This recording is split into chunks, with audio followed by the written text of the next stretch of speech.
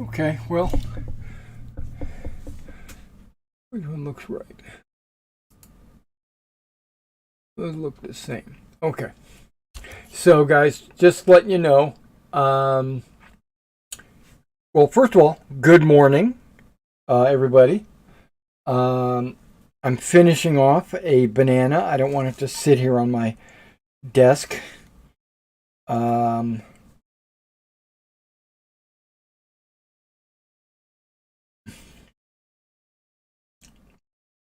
I have some figures on the desk right there and some coffee.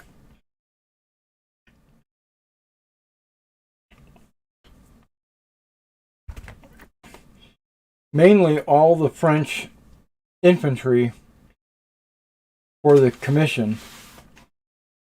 All the plastic French infantry. I'll show everything else that I've done so far in a little bit.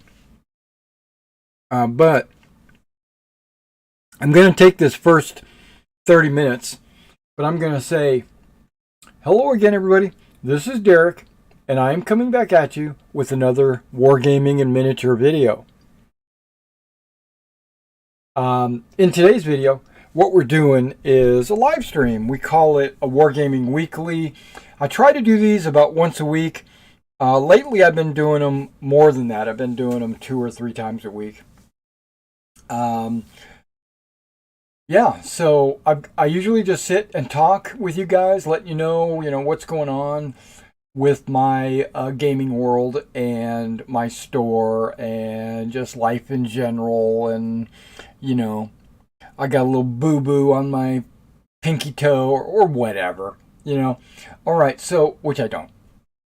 But so today, before we really get started with building the French, I was noticing that I've got some orders that I definitely need to complete and get packaged and sent out. So we're going to do those real quick. I say real quick, but it might take me a good 10 to 15 minutes. So, if you don't mind just watching me pack up some packages for my store, then stick around. If you don't really want to watch that, come back in about 10 minutes. But other than that, this banana is good. And I haven't really touched this coffee.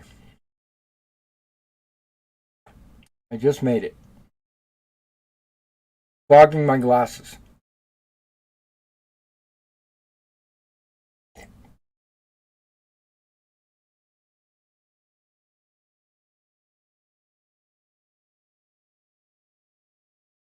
I bought some cream. Cream for the coffee. And it's chocolate flavored. So it's almost like drinking hot chocolate. Not really. Mocha. What do they call that? Mocha? It's like a mix of cocoa. Not cocoa, but coffee and cocoa.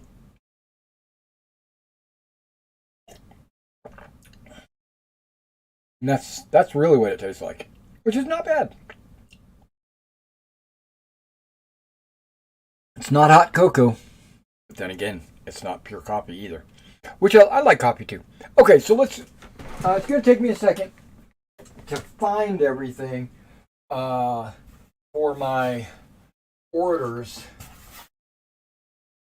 Okay, this is Victrix. Okay. This is one of many Victrix boxes that I have.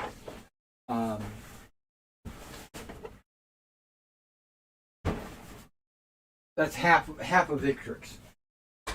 That's not going. Okay. Now there's a Rubicon, and I know there's a Rubicon item on my list. Let me scroll up.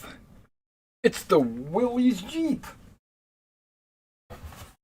That thing sells like hotcakes. I don't know what it is. Next time I order Willys Jeeps, I think I'm going to order like 5 of them or something. 1/4 ton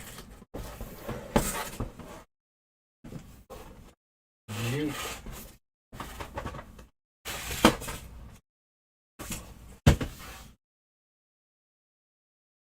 Okay, now that's the only Rubicon item that I need.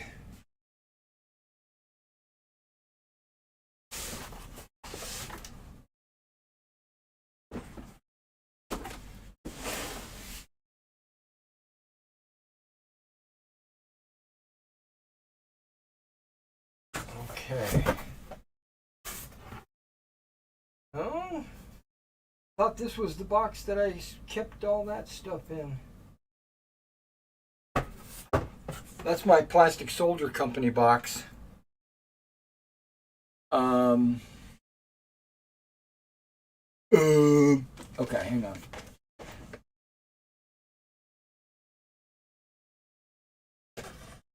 I wanted to point something out. Since I'm opening this box, I can stash these in the box real quick. I got a bunch of these. Well, I got my Plastic Soldier order in a couple of days ago, and I got these Pacto armies for Meg in. There's the Archimedes Persians. There's the French and English 100 Years War.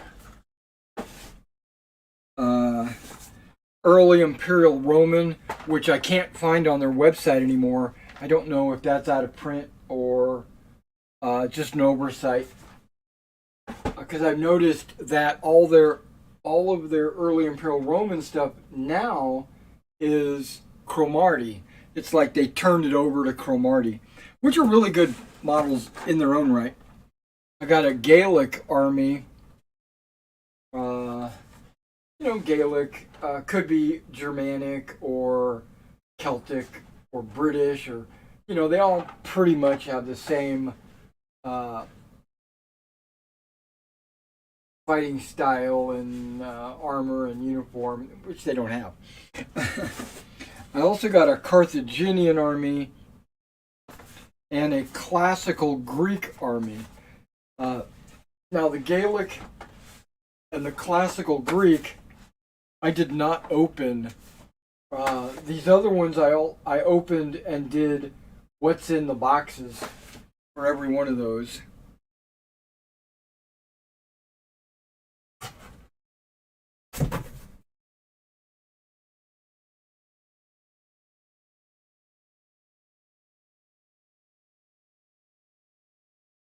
So let me put these in my Plastic Soldier Company storage box.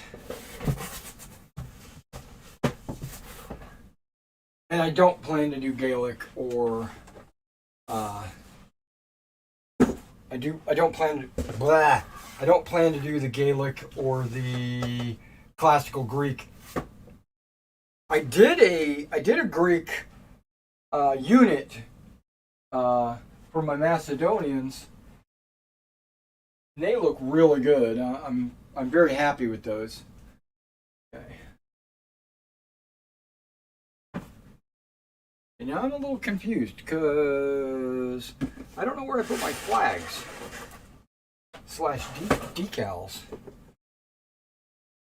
Did I put? Oh, wait a second. I think I moved all that stuff to a tub. My mind. What are you doing to me, mind? Here they are. I found them. These are also some Plastic Soldier Fortunate Glorium blisters. Like here's a Celtic Chariot. That's brand new for me. That's pretty cool. Okay. They didn't order flags, they ordered decals. They ordered 2 of them. Which 2?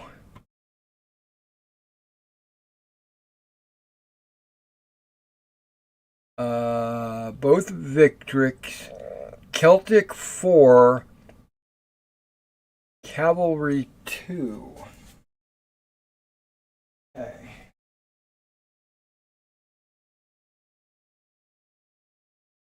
Gaul, different. German.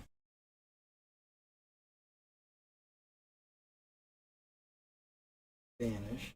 Syrian. Asians. Hoplites. Greek. Okay. Tests. Tests. Oh no! What? It's not those two, is it? That's Celtic 1 and Gaul 2. Uh-oh. Wait, here's a Celtic 3. But I said 4 and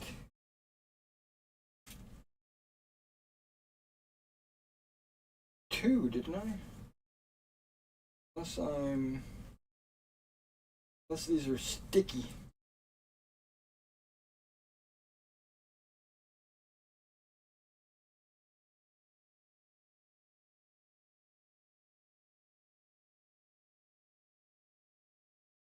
Uh-oh.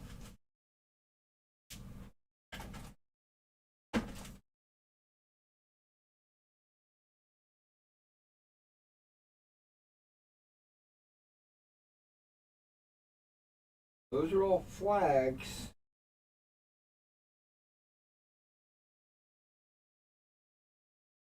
Uh-oh. Uh-oh, spaghetti-o.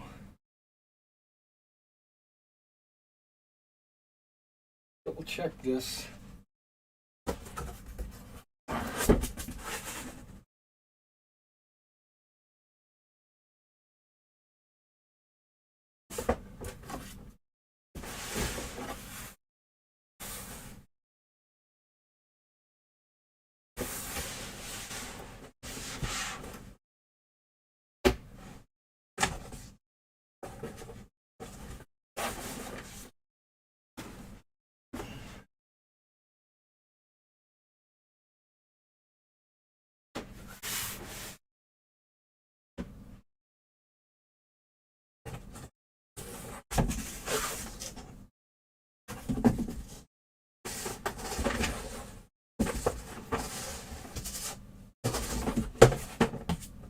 It's not in there.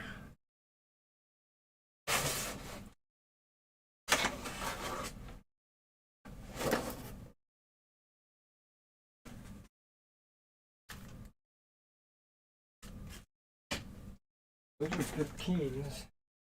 That's not going to fit on a Victrix model.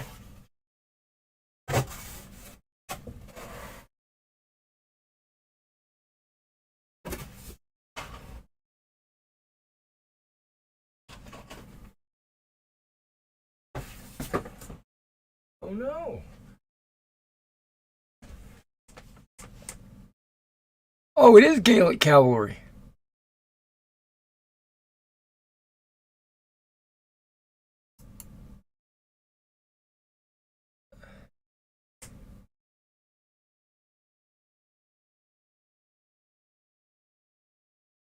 Okay, Gaelic cavalry 2, but Celtic 4.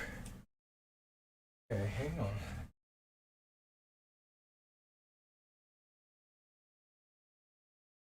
There's Gaelic cavalry 2.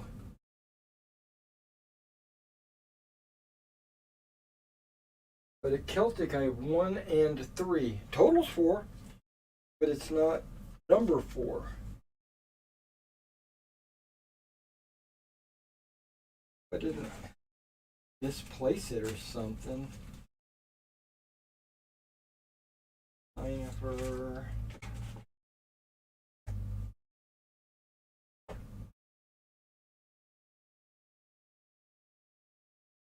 I have to reimburse that gentleman.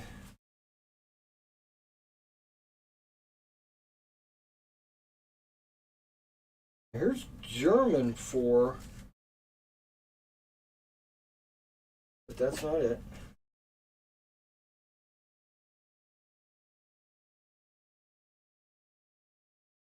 Might have accidentally said I had two of them when I listed them, and then when I sold one, inventory went down by one.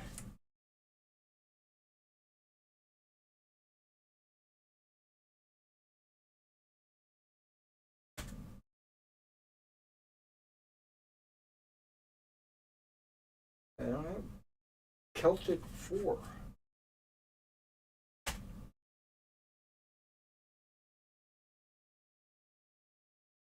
Celtic 1, and I've got Celtic 3.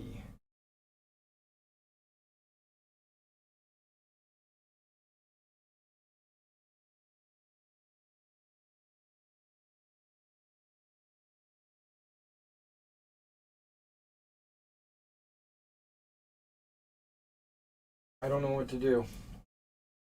Gonna have to refund this guy.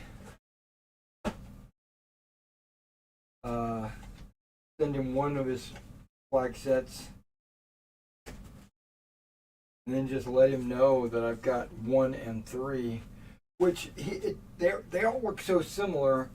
He probably wouldn't mind getting 1 or 3.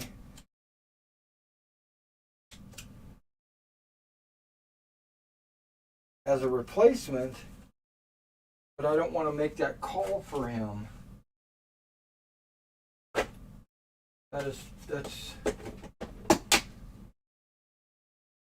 not my decision.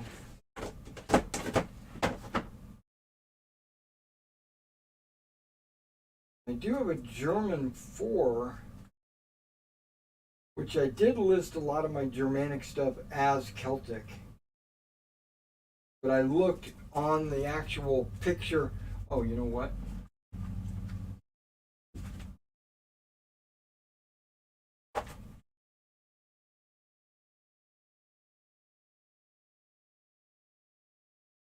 I think I'm going to go look at the picture.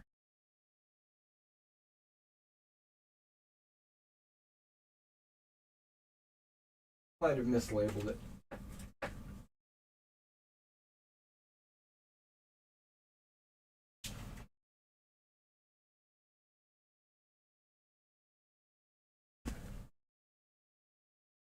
Okay, Gaelic Cavalry 2, we definitely got.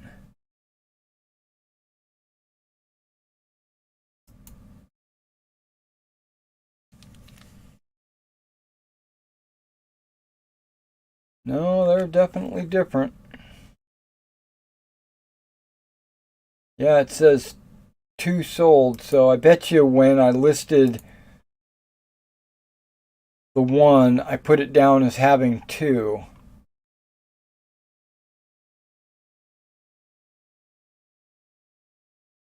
Well, dang. Okay. So he's not getting it. He's only going to get 1. What do I do with it? Put it away? Dang. Oh.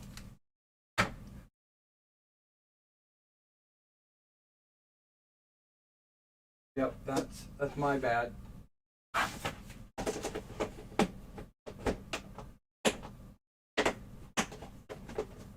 I thought I had 2 of them, apparently, when I listed them.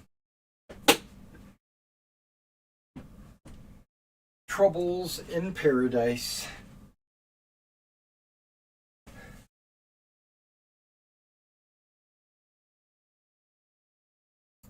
Frederick says, too bad you dropped Harn, as I posted on your video from Tuesday. Yeah. Thanks, Frederick. I haven't had a chance to read that post, actually. But thanks. You probably said good things. Let's see what we got here. We got a couple of D&D models. Sun Soul Monk, and a Githzeral Monk. Okay, likes the monks. The monkage.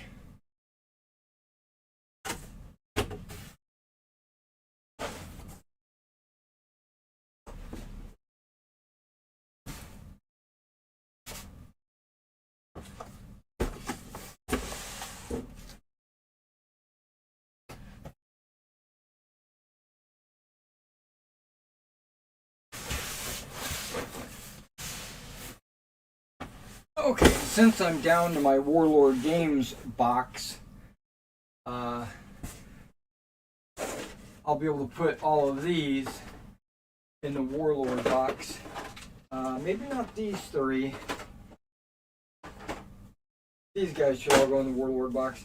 And I'll show you what these all are here in just a second. Let's find these two monks.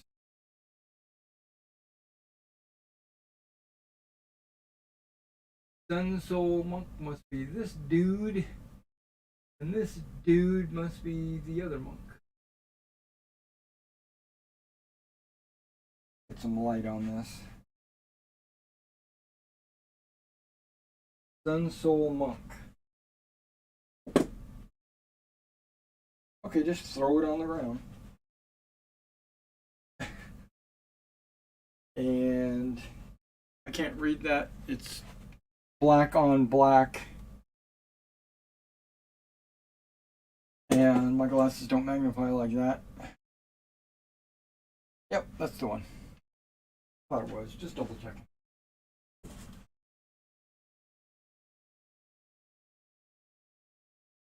Okay, so far so good. Well, while we're doing that, and I'm going to put this up real quick. I got some Ghost Archipelago, Ghost Archipelago from Frostgrave tribals. They look kind of like Aztecs, you know, which is pretty cool. And then I got some Oathmark miniatures, these right here. We got some human infantry, elf light infantry, which I think I already had a box of that. Dwarf infantry, which I think we already had a box of that. And dwarf heavy infantry. For Oathmark, these are incredibly good deals. You get like 30 miniatures in a box, multi-parts. These could be used for any of your fantasy games, like Oathmark, but also D&D, Warlords of Erewhon, Warhammer. You know, they probably come with 25mm bases. They do. So you can base them up for the new Warhammer basing scheme. Okay. Plus D&D uses 25mm. Oathmark uses 25mm. I don't know about Frostgrave, but I think it does too. But okay. These guys are 28mm hat miniatures. This is Bavarian infantry marching. Bavarian infantry in action poses. And this is kind of a really cool looking box. I was like, what the heck is this? I don't even know what this is. It just says soldiers from hat. But up here on the top it says Bavarian Infantry Command. So each of these boxes has about 32 miniatures in there. So we're looking at like 96 miniatures right here. What is that? 4 battalions. 4 battalions of 24. Oh, we're not putting that up. We're putting these up.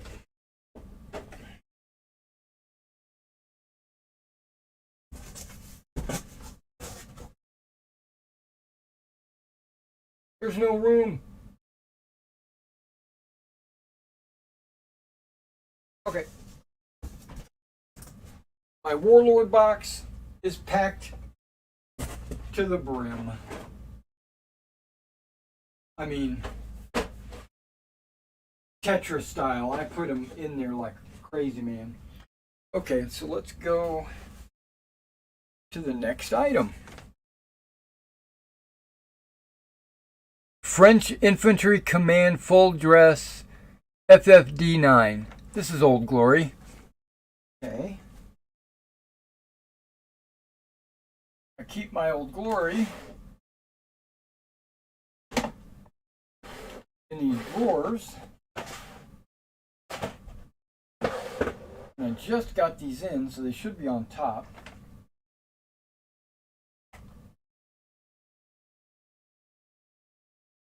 FFD9, I think that's what I said. Old Glory. Gotta love the Old Glory miniatures.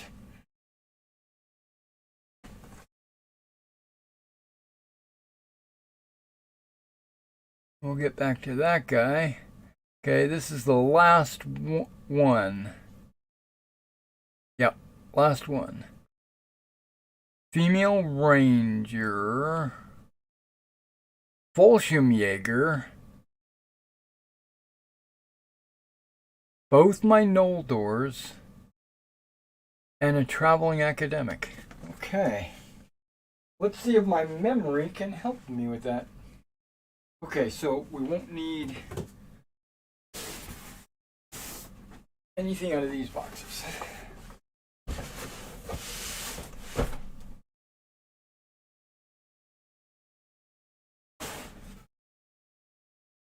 Okay, guys, I've got a sale going. Anything that's painted is 10% off. So that's either painted by me or painted, like pre-painted. Fallschirmjäger, there you go. A little dizzy right now. Winded. Okay.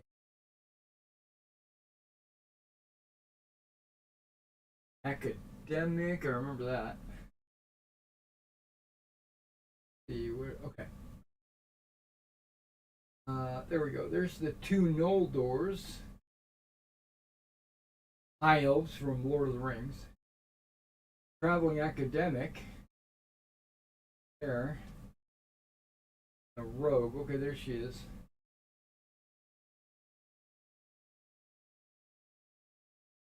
This guy paid for individual shipping, right? Which is close to like $5 a miniature or something like that if you buy just one miniature. But he bought a bunch of miniatures, but he didn't know how to send me an invoice request. So I'm going to have to credit him.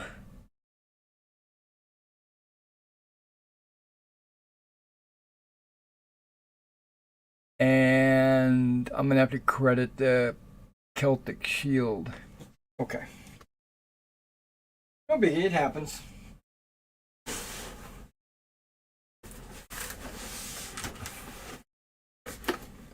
Okay, that's a heavy box. Probably shouldn't be putting that on the top, but that's okay. We'll get over it.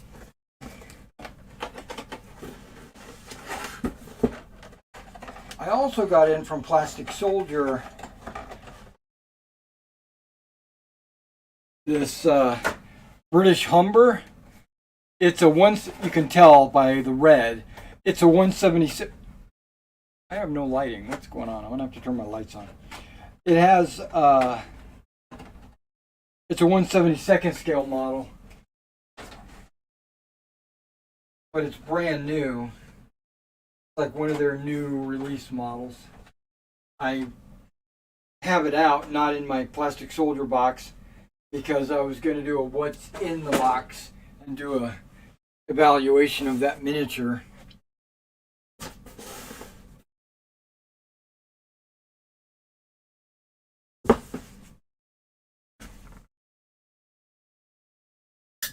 There's the light.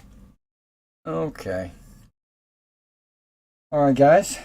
We got all the figs out. Now we just need to box them up.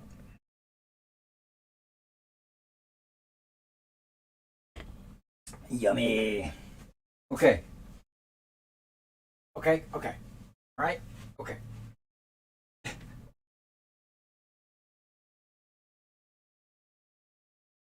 I'm getting low on this bespoke box right here.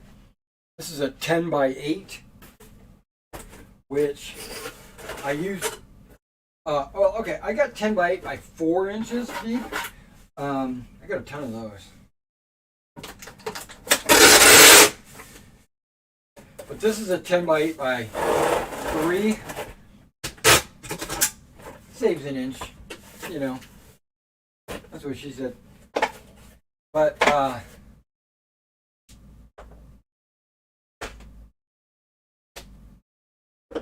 the Rubicon models need a 10 by 8 to be able to fit, which I appreciate that. They have a pretty standardized box size. I appreciate that to no end, actually.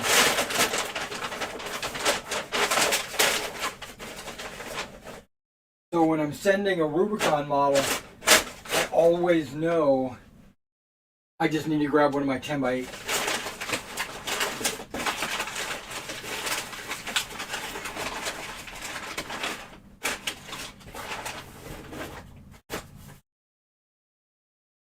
But I've also noticed that I'm down to like only 2. So I need to hurry up and order some more. Or I'll be stuck using the 4-inch ones.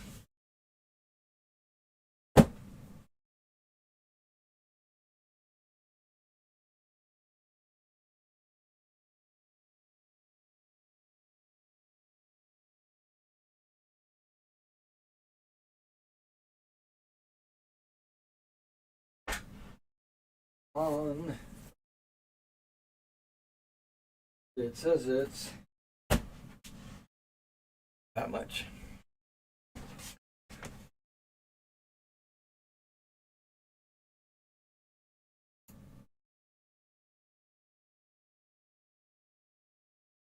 Which is more than I had it posted for. But it shouldn't change too much.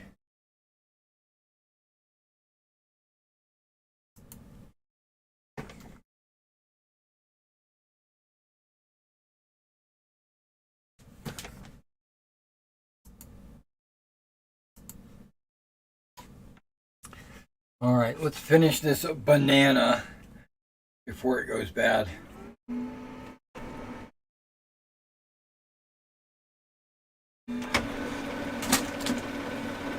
All done.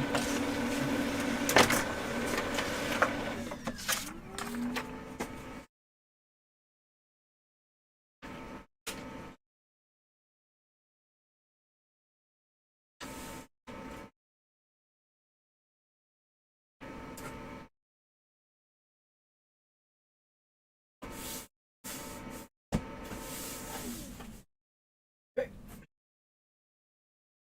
I'll go out with that one. Only sending 1 decal, so he's definitely going to get a refund on the 2 or the 1.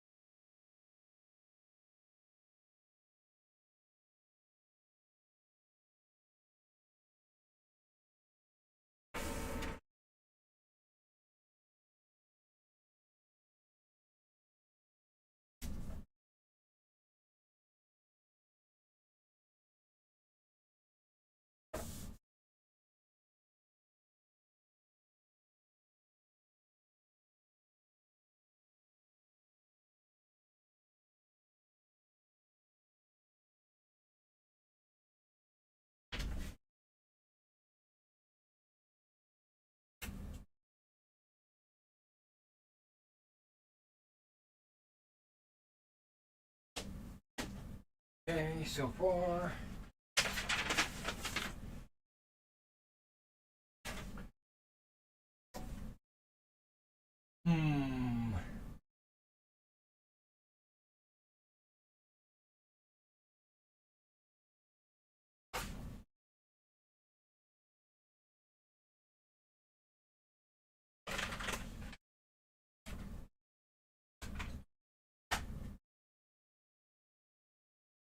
That's still heavy.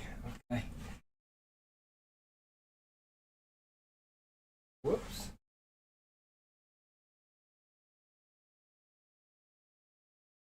Oh, that'll work. Okay. I'm doing calculations in my head.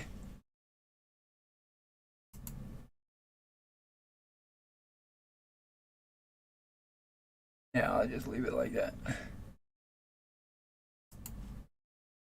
Alrighty. Because these next two boxes are going to be so small, I'm going to have to adjust the size of the label, and I'm going to have to cut them. So I was wondering if I needed to use that other half now, or if I should use it later. It's just things that go through my head, you know. But now I've got these two half sheets.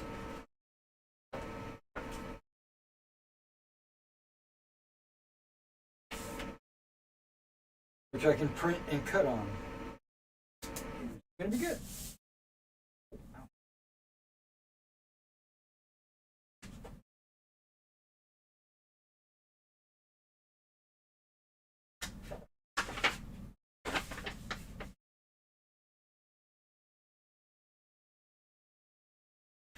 Now these are those new Manila, Gorilla from Manila.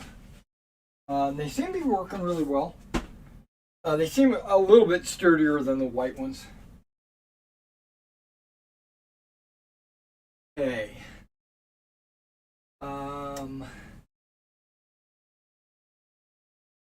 Those probably don't even need a box.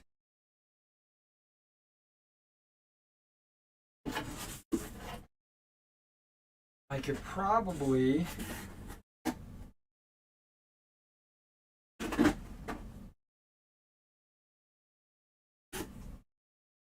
get away with putting them in this blister pack.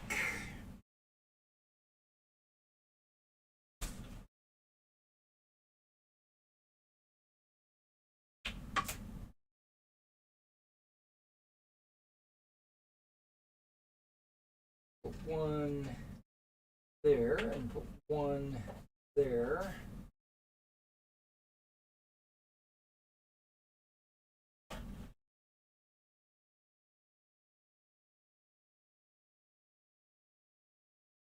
Close it up,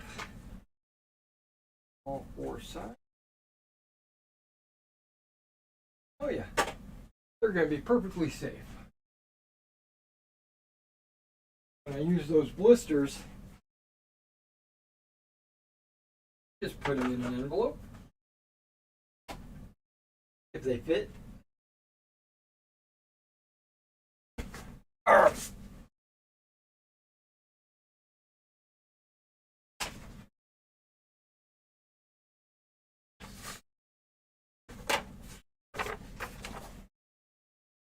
This one I'm not going to have to cut. Okay, that's fine.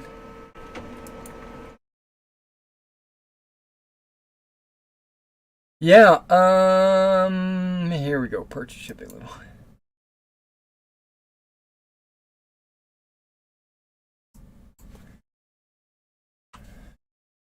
I noticed that Mongoose, I noticed this about a couple of weeks ago actually.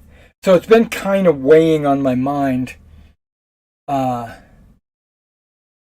Mongoose released a update for their Traveler.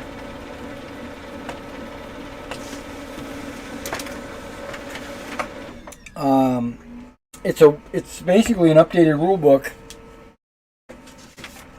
with some errata put in there or some minor changes. My understanding is it's minor changes. But I went ahead and ordered the PDF. And I still haven't read through it yet.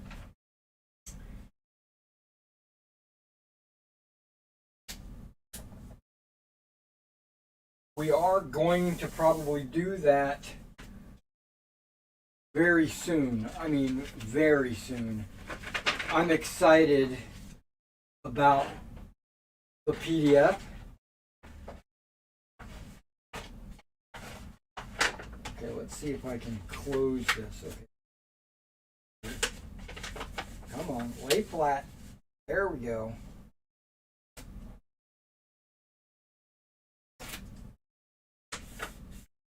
All right.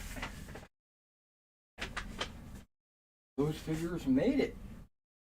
Now, these guys, on the other hand, I'm not going to be able to... I could put them in a giant blister, but then I wouldn't go in one of those envelopes anyway. So why bother? I think I'm just going to put them in a box. So part of my decision process of dropping the Harn campaign was threefold actually. Now that I put my mind to it. One,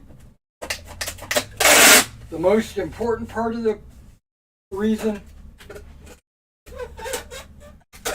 and I wanted to do a video for people like yourself that are watching the Harn video, and it came to an abrupt end.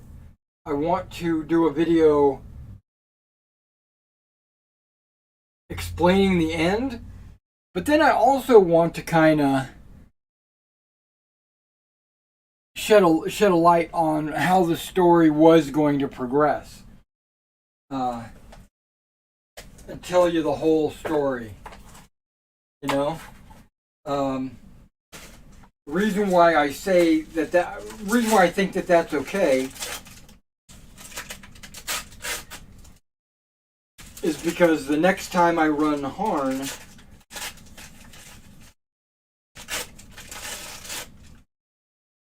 if I decide to rerun that adventure or my campaign that I was writing, I don't think anybody will know what I'm doing anyway. Maybe. And I won't give out too many details because, to be honest, I only have a summary of the campaign. I don't have all the details. I was working out the details as we went along. I just had like a synopsis of the entire campaign or the overarching storyline, etc. And I can share that with everyone out in the world. But I also wanted to let them know why I ended the game. And there's 3 parts, and I'll let you know right now. One of them was a difficult player.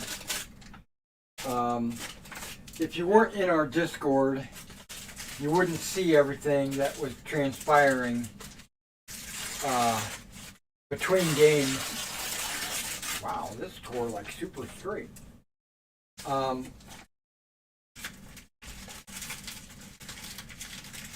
He was hard to deal with, hard to handle.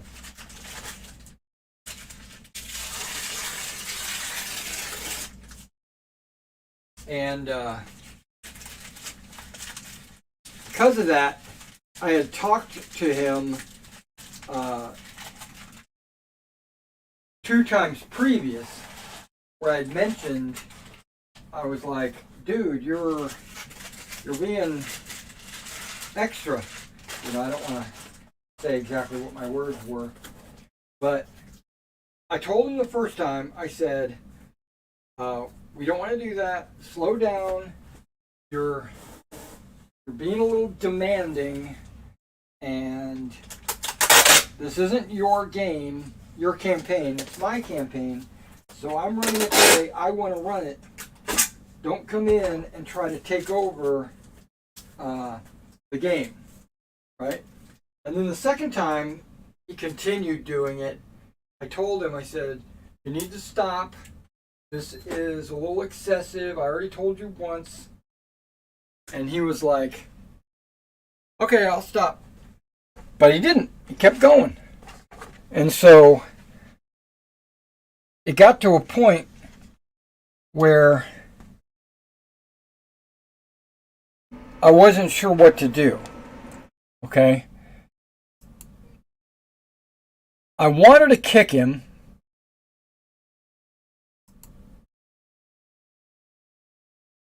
But I knew how that would affect the rest of the players in the game. Probably improve their morale, actually. But then the number of players in the campaign would be so small that I couldn't run it. Now, I could have asked for more players to join. I've already done that a couple of times because we had other players either through work or through mental health had to leave. And by leaving, they made openings, which I invited new players in. And he was one of the new players that joined halfway through the campaign. And getting rid of him and then adding more players when we were getting close to Act 2. We were just entering Act 2. I felt was not worth the trouble. But I was thinking, kick him and recruit. That's what I was thinking.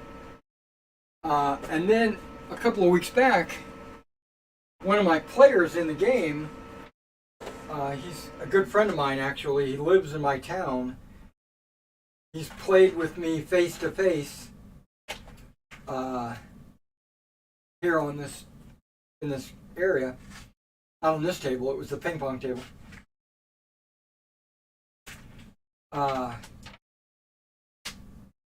We played miniature games. We played D&D, a fantasy trip, Traveler, a bunch of different games. And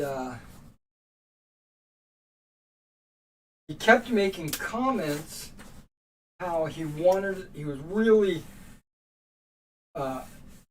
excited about playing a Traveler game because he really enjoyed my Traveler campaign when I played it the first time.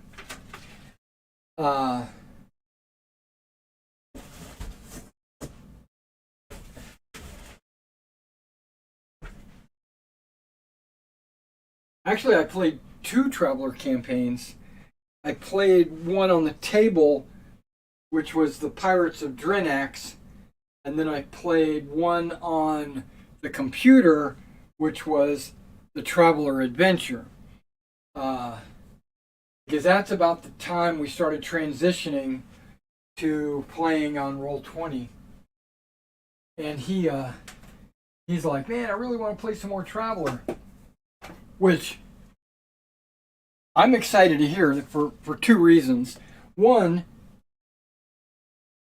I love Traveler. Traveler is my #1 role-playing game of all time. Can't see it over here, but I'm going to show you.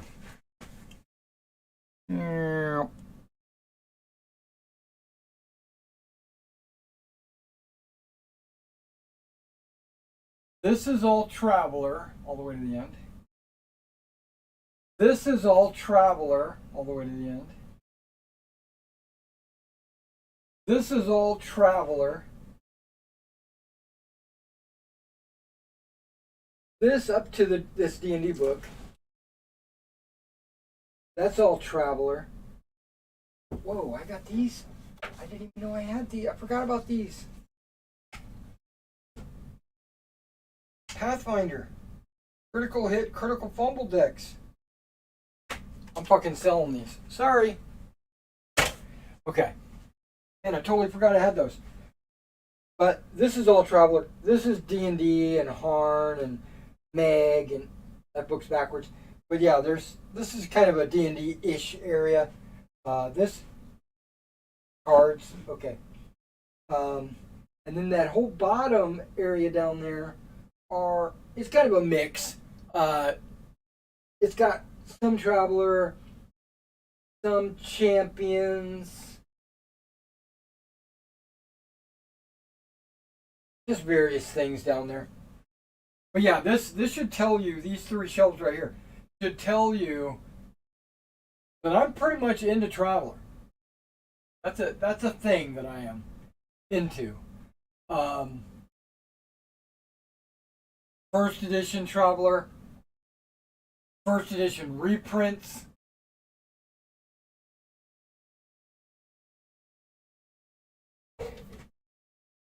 Mongoose first edition, GURPS Traveler,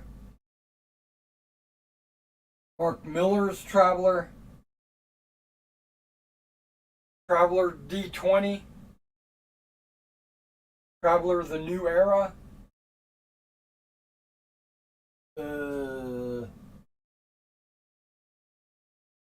I know I've got a Mongoose Traveler second edition.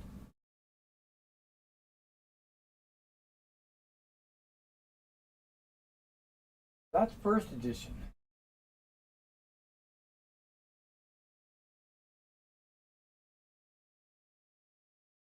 I don't know. Oh, right here. Second edition. I got that because it's cool. This is not Traveler. Okay. So, being my favorite role playing game, I said it made me happy that a player also liked it, right? All right.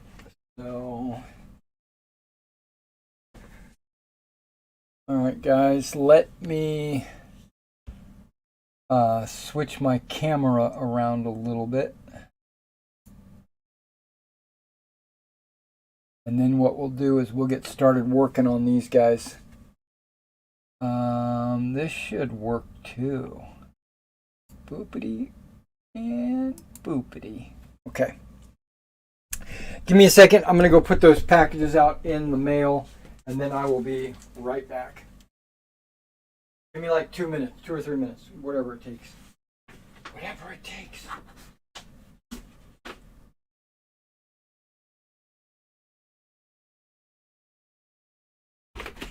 Yeah, because it's like 100 yards away.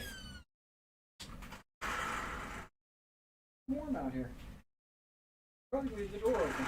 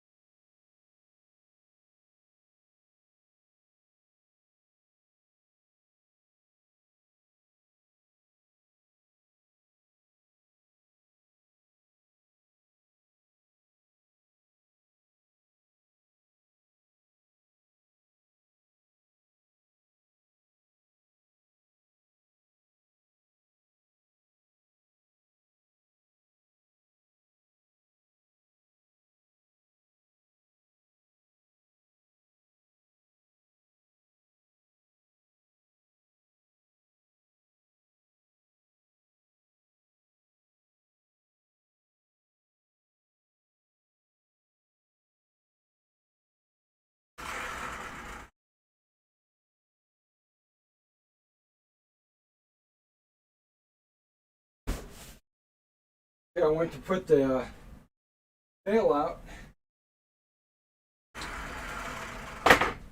We had this box on my porch from Thrive Market.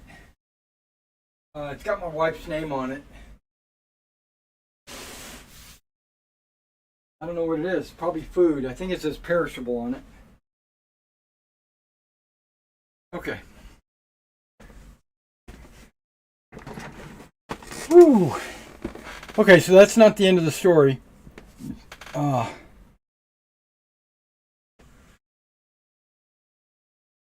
So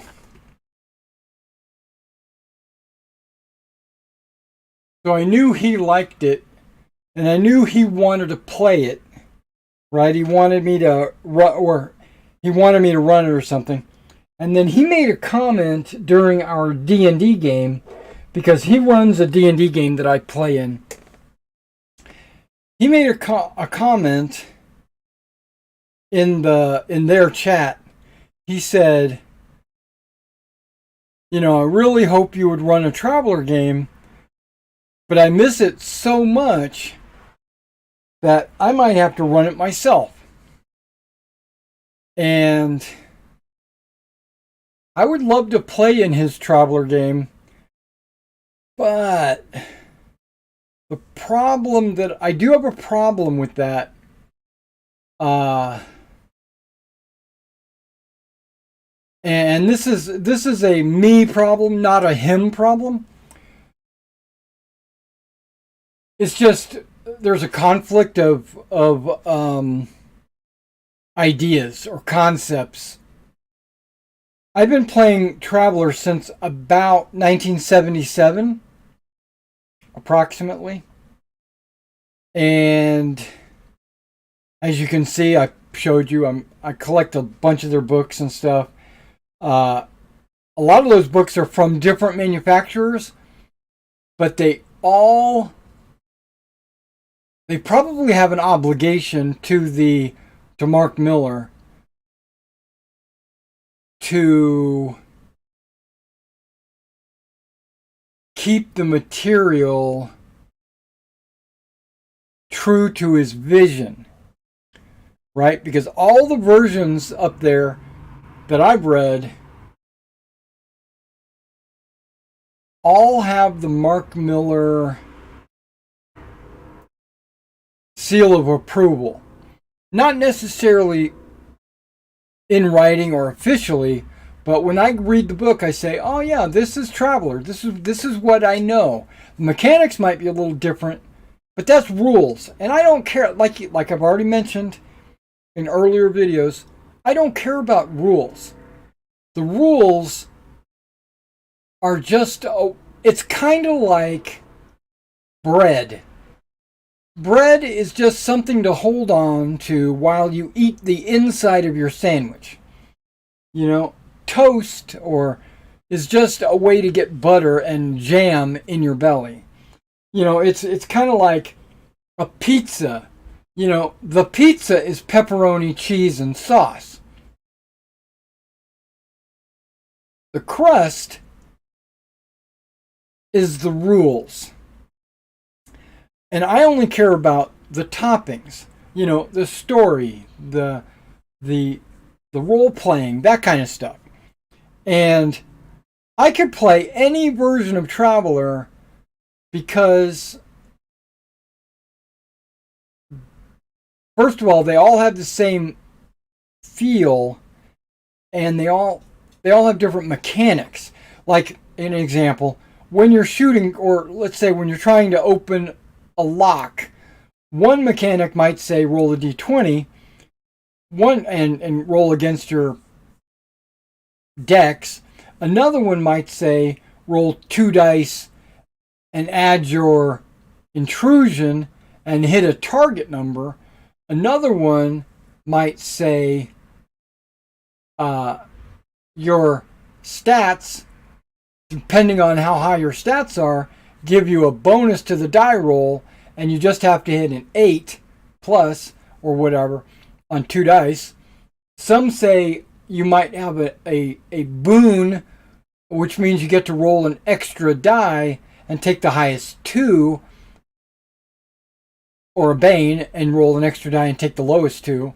It's kind of like advantage disadvantage from D&D 5th edition, but it's really cool actually. I dig that rule system, and that's the Mongoose system. But they all have different ways of rolling. Maybe you're going after a skill called intrusion. Maybe you're going after a skill called security systems.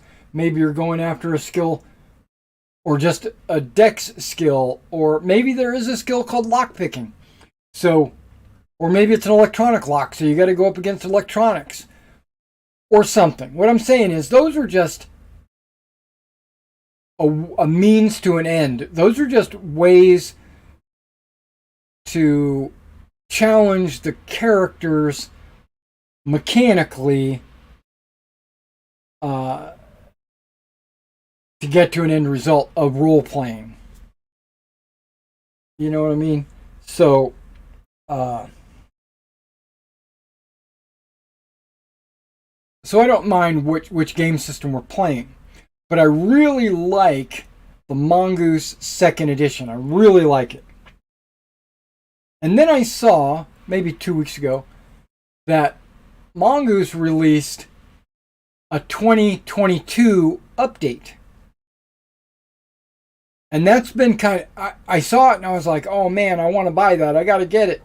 But I've been putting it off because I've been playing Harn, right? And I was like, well, I don't need it now. I can get it later. I want it. You know, it's pulling against my heartstrings and all that.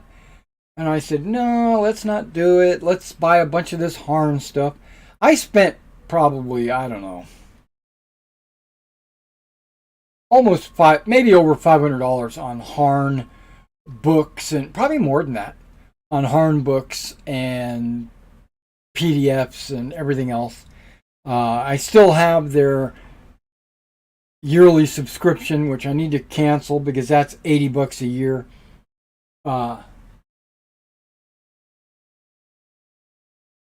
And it's $19 every 3 months. And they send you like 3 books. But these books are only like 10 pages long.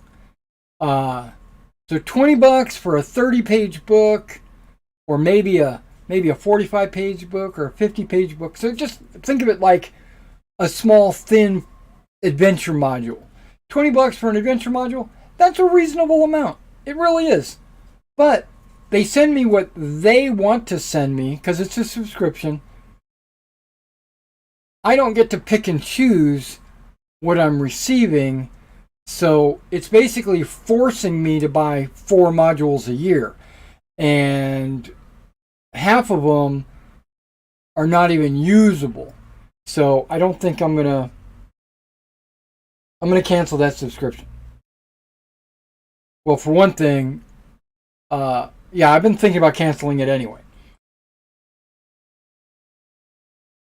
But then when this trouble reared its head again for the 3rd time, I decided now's the perfect time to transition away from Harn, and I wasn't sure what I was going to do. I thought maybe I was going to take a break from role playing, just sit on my ass, use my free nights to paint, to get caught up on my commissions, or whatever, you know, just a variety of different things I could have been doing. But then Mason's request to play Traveler, and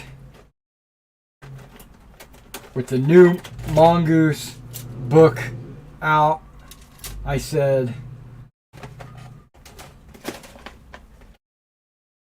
I don't mind. I can do a Traveler campaign. So all I've done so far is just put it in our Discord. Not even our Discord. I don't think I put it in our personal Discord. I think I put it in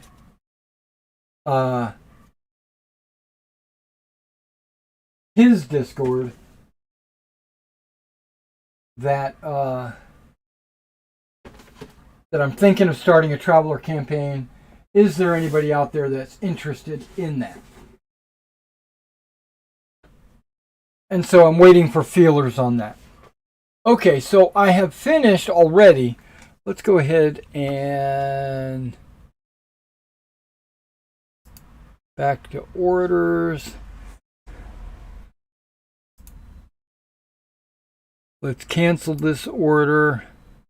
It should auto refund the guy, right? Out of stock. Yep, it says review refund. How you'll refund.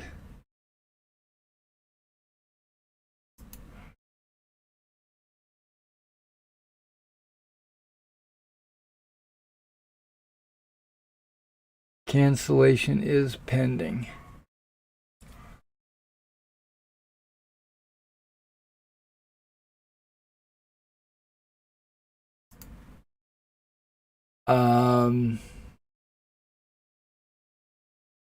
I didn't see a place where I could put a note on there. Okay, no problem.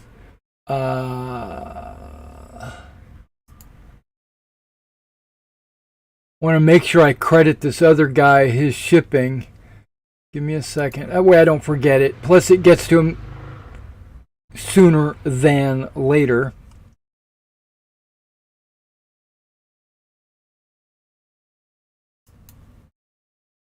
Send a refund. Shipping discount.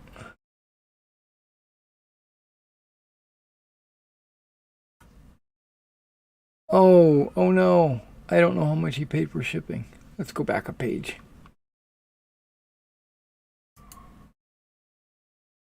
There we go. Now we're on the right page.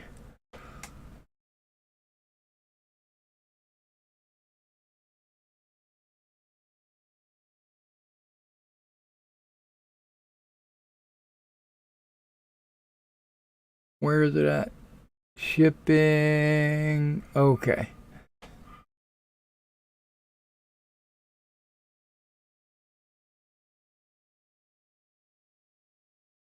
There we go.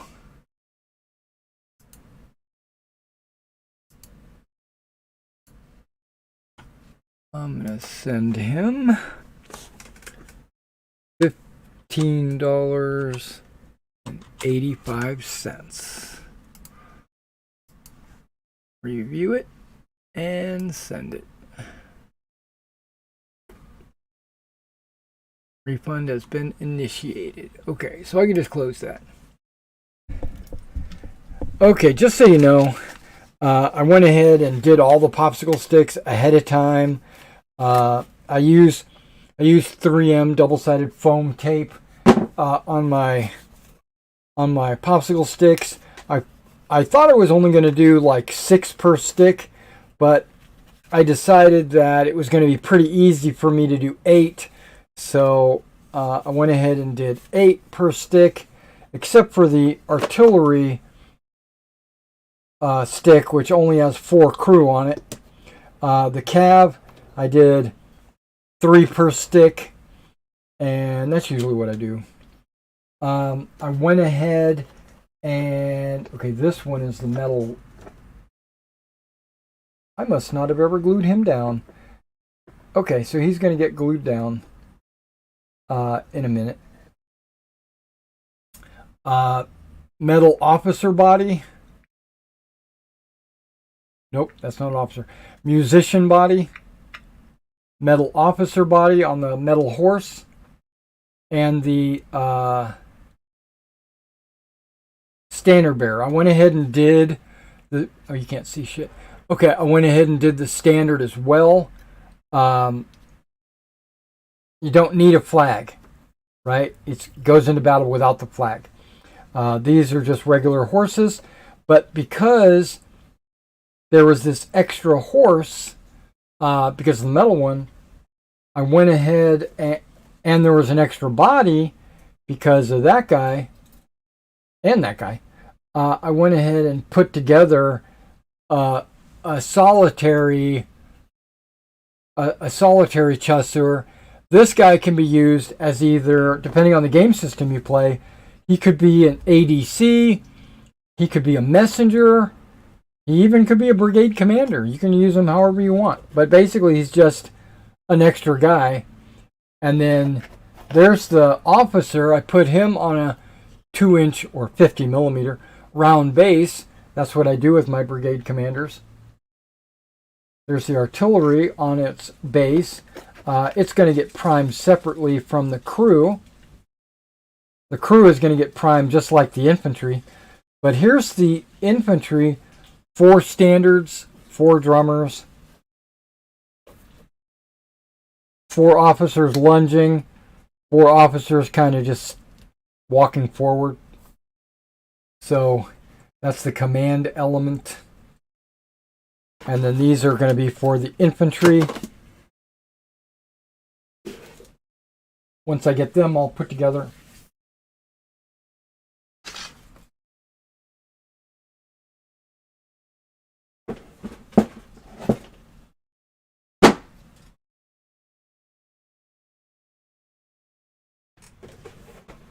All right, finally, before we get started, because I do want to get started ASAP, I got a box in from one of my customers. When I saw it, I was thinking to myself, oh, he's got a commission. He wants me to paint some miniatures for him or whatever, right? And I said, okay, let's figure out what this is all about.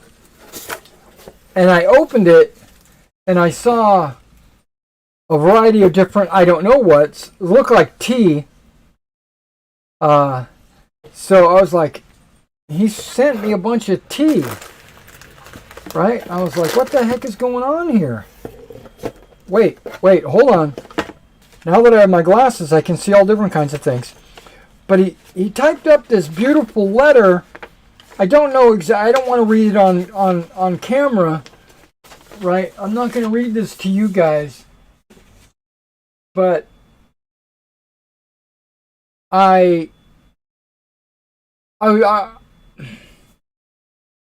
it touched me, right? It touched me right in the feels. Earl Grey. Earl Grey? I like this can. She's a cutie. You know, black tea, natural bergamot oil. Product of Germany. Bergamot. Bergamot? What is it? Kind of like a citrus? Okay. So that's cool. And then there's these other tea bags, and I just now see this down here. I don't know what's going on there. Looks like a Forged in Battle something or other. But, chibi tea. I don't know what chibi tea is. Nordic berry. Okay. Ooh, this is like super dark. Flavored black something behind the screen. Rose. Marzipan. Marzipan? Isn't that like chocolate? Marzipan. I know my wife cooks with that. Okay. I don't know what it is though. Okay, we're going to take a look at those. And then this is organic herbal blend chamomile lavender 3G. Oh, you get cell reception with this. Or 3 grams probably. 3.5 grams. I get you. That is pretty awesome, dude. Thanks. Thanks, my man. I think there's figures in here. There is a painted... Is that 15 millimeter?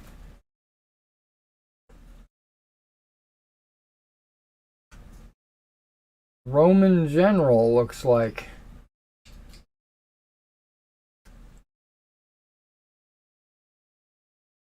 Oh, you do have autofocus on?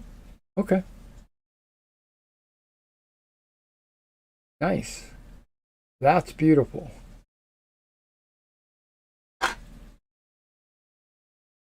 Not painted the way I would do it.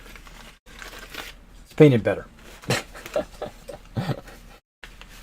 And that was, nope, I was going to say, it feels like it, but it's not.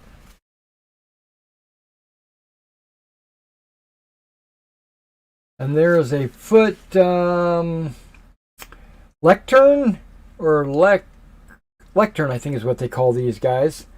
They carry, the Roman Panzerfaust over his shoulder. Or is that a Panzer Shrek? Yeah, he's got a Panzer Shrek. No, it's not. It's just a bundle of sticks. It's kind of a symbol of his authority. And then this is 3820. It's got a very thin wire in there.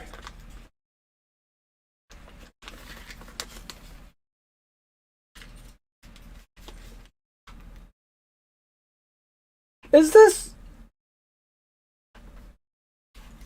this an ancient cart or wagon? An old Gaelic cart or wagon?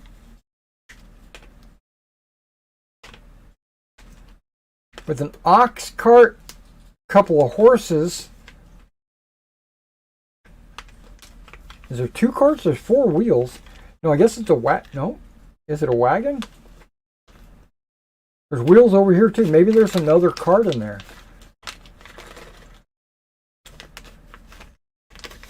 Or different wheels for different occasions? I don't know. I'll have to take a look at that. Okay. And I'm thinking to myself, oh wait, did he add this chain?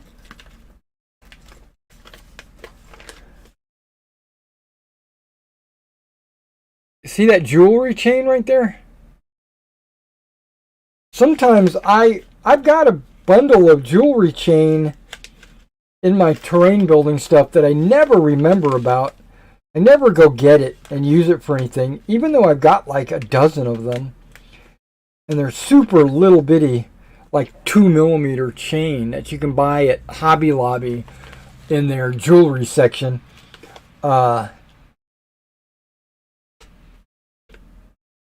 He must have watched the video where I did my Gaelic village, and I said I wished I had a wagon that I could put in the village. Man, you're going to make me cry. I'm tearing up.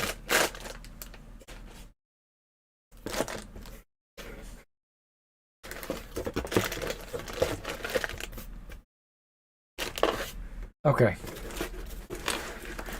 Okay, man up, Derek. Come on. Get a grip. And then I'll read this letter later in private.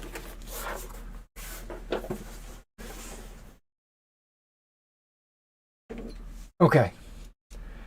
Maybe I can distract myself by building some models.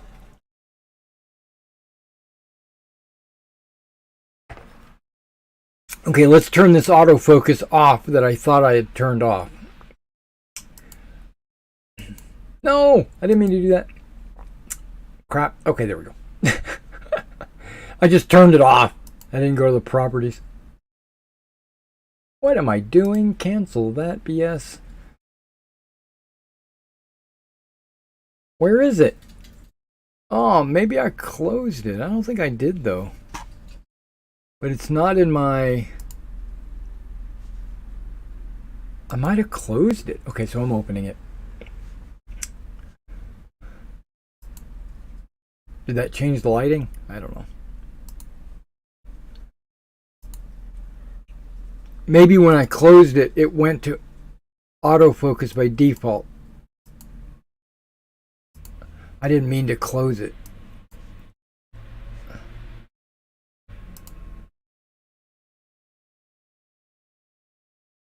All right. Okay, the cavalry, right? You know how I learned a new technique for gluing using the Tamiya, And I used that technique on the cavalry horses, and then before I glued the riders onto the horses, before I glued the riders down to the horses, I tested the horses, right? I pulled their legs or tried to pull them apart. Not hard. I didn't take it and go snap. No, I was just like going, yeah, they're pretty good to go. I don't need to do anything to this. This is sealed. So I got super impressed with the fact that that new technique worked. Right? And then that's the way I put the arms on, and I put the sabre dashes and the heads on, except the metal parts. The metal to plastic or metal to metal, like I'm doing now, I use the good old Gorilla the glue. Excuse me, that's that coffee. Okay, I don't have the right glasses, but this is pretty easy to see what I'm doing. Let's switch glasses.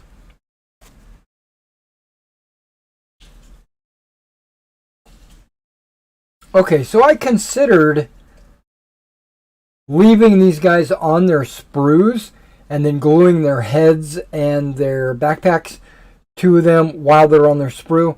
And then I came to my senses. Said, nope, not going to do that. I never do that, so why start now? Okay, remember this is starting to turn into a gel, so it's really thick. So it takes a minute to get down into the nozzle. Okay, it's there.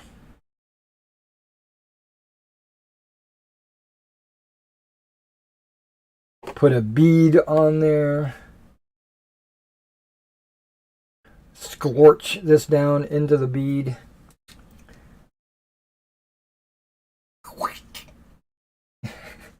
And I don't think I'll be using this any longer for any of the items. Yeah, and I got a second one just in case that first one ran out. Okay, so let's just push this to the side, letting it dry and all that jazz. And I'm going to start cutting all this out. What I'm going to do is cut out all of the grenadiers only. Or I should say the guys with epaulets. There's one out of every sprue that has epaulets.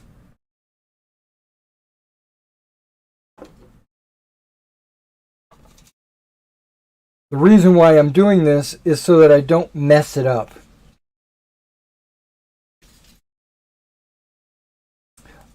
I think there are 20.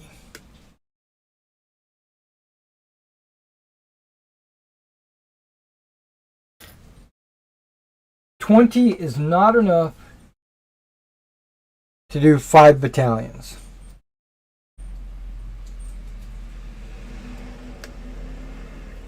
But what I thought was I can do a full battalion of 8, right? 4 grenadiers, 4 voltigeurs in one of the battalions. And then the other 3 battalions, I'll do 2 voltigeurs and 2 grenadiers. And just put them in the front rank of the stand. And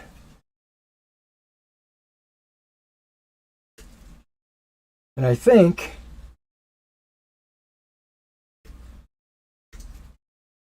that will look good on the table. I hope. I hope my customer enjoys what I'm trying to figure out for him.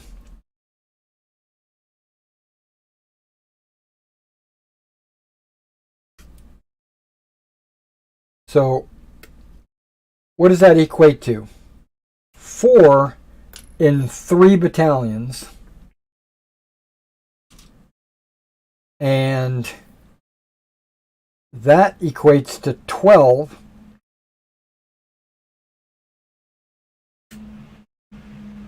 Whoops, wrong one.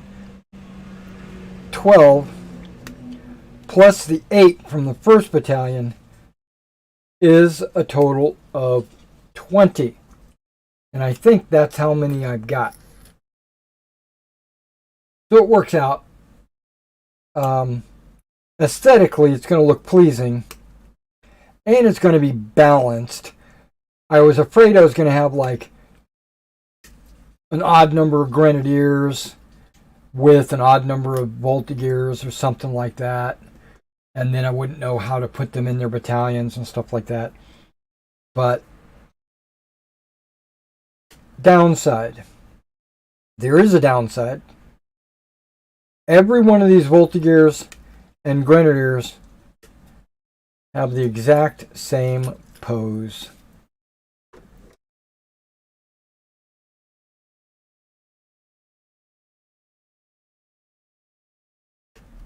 So I'm going to have to switch it up with the head positioning to give them a little bit of variety. Have some heads look to the left, have some heads look to the right. That way it'll mix those figures that are all going to be on the same base. It's going to make them look like they've got a little bit of variety. I wish, like the late war French sprue, if I remember right, it's got like 5 guys on it.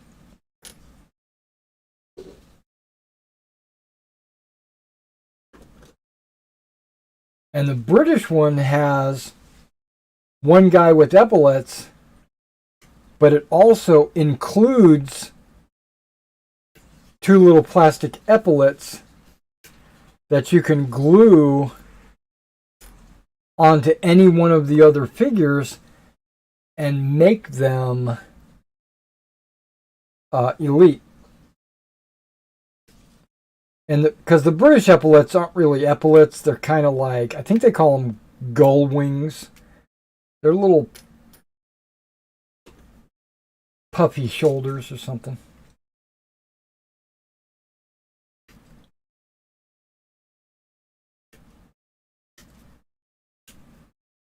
Well, there's 15.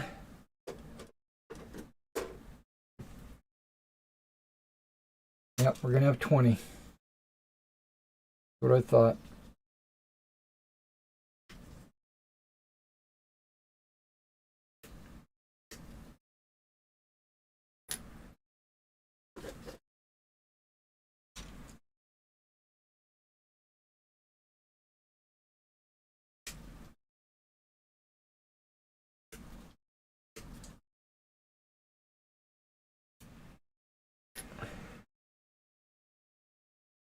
Okay, so I should be able to do just an even number, right?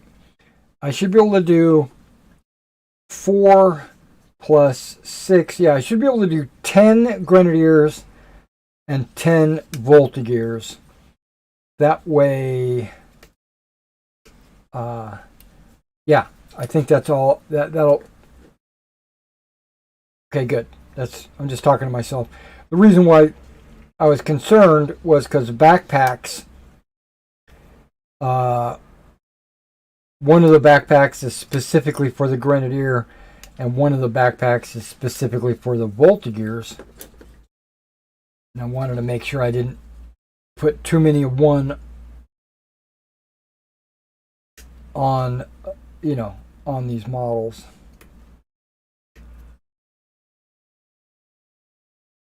Okay.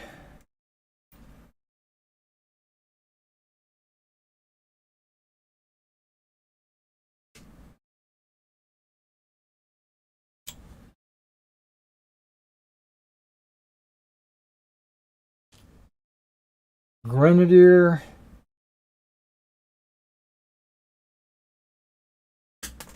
Really, dude? Voltigear. Where's that backpack?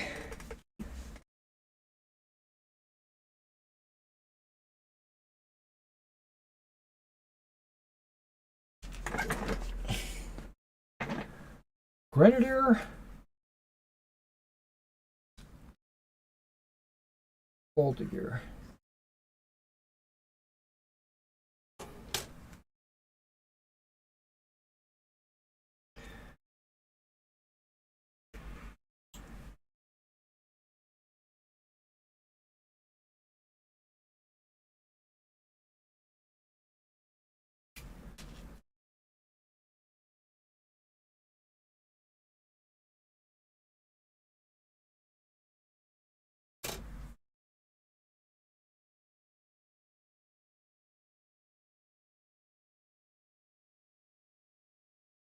I did get my little big men order in also. I want to show that off. Everybody knows that I've been waiting for it because of the Forged in Battle decals.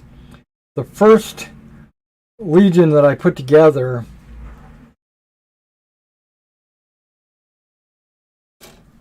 I took the Old Glory decals and trimmed them down so that they would fit on the Forged in Battle. And then when I realized I needed one more decal sheet, I went ahead and went to order the Forged in Battle. And Little Big Men were closed for a month. And then when they reopened, I went ahead and put the order in, and I finally got it. And then when I compare the decals from the Old Glory and the Little Big Men, there is a not huge, but huge difference.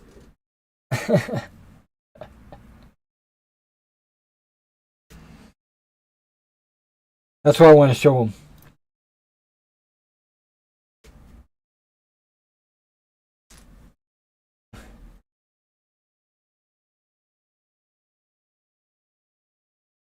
I only need 10 of each. I'm at 6. Okay.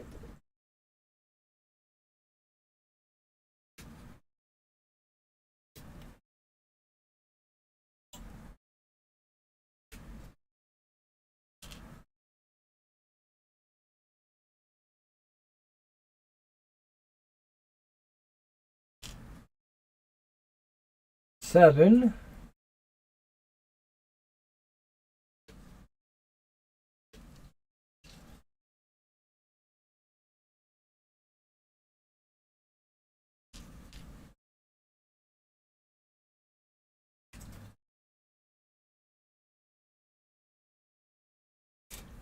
Eight.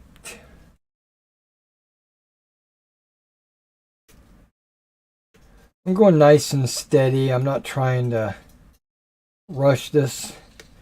Even though I'm on camera, a lot of times when I'm on camera, I try to rush things. And that's when you mess up. Speed is the miniature killer. No, okay, I'm sorry. That came from Dune. Wait, 1, 2, 3, 4, 5, 9. Yep, just one more. Yeah, I just watched the first half of the Dune, the Dune movies. The new Dune is split into 2 movies.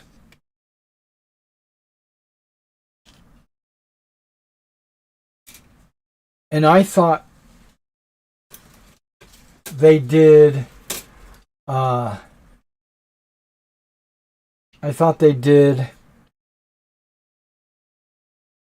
is it, Frank Herbert and his book I think they did him justice. I think the movie is very good.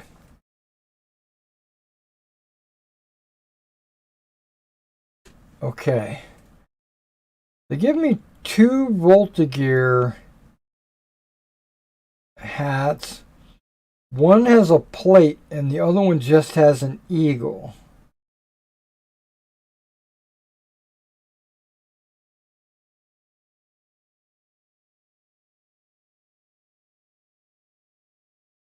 One has an open mouth and one has a closed mouth.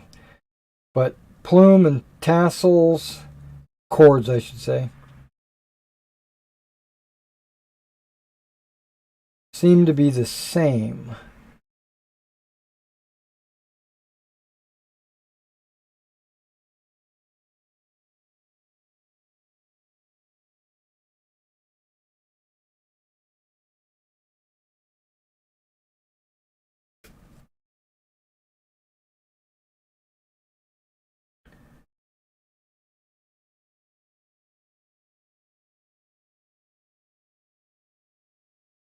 I think I'm going to use the one with the plate.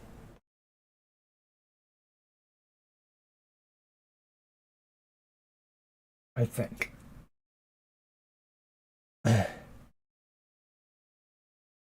Now, the Grenadier doesn't always have to have a bear skin. He can have a long plume as well, and that's why I think they give you the long plate. Or the long, 2 long plume heads. So you can make one a Voltigear and one a Grenadier.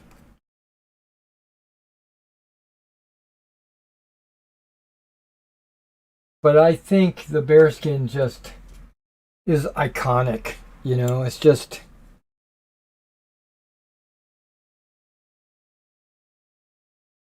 If you got it, use it. That kind of stuff. And this is the peninsula, so...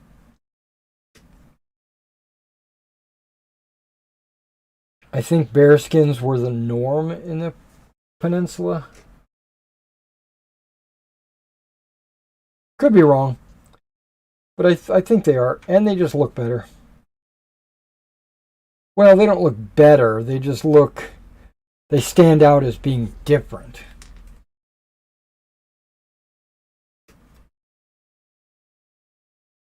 Okay.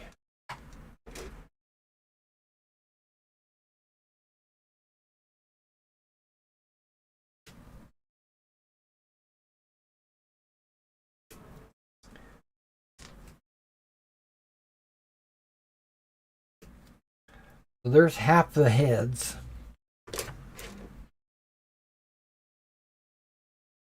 For the elites. Just doing the elites right now. Just get them knocked out. And that way I don't accidentally... Basically I'm focusing on them so I don't accidentally mess up.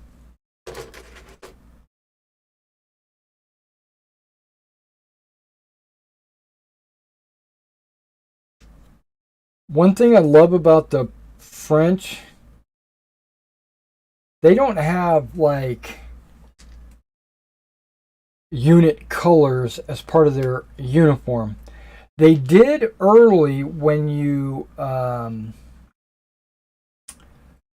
like when they were wearing white uniforms, they had different coatees with the regimental colors. And then when they went to the blue jackets, they just went with red collars and cuffs on everybody. Except for the Voltigears. They went with yellow and green. Okay, is that 8? That is 8. So these two will end up the 10. I wasn't sure if I accidentally grabbed one of those.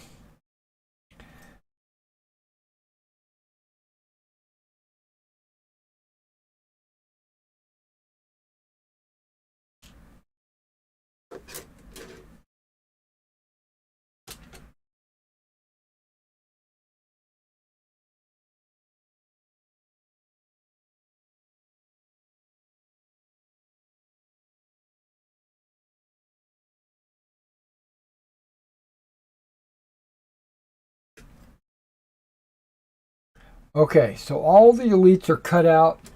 Backpacks, heads, everything. The only thing left to do is to trim them and then glue them together.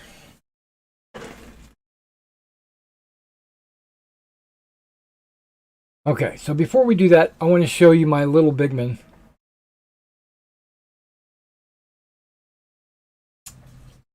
In my latest order, I only got 2 decal sheets.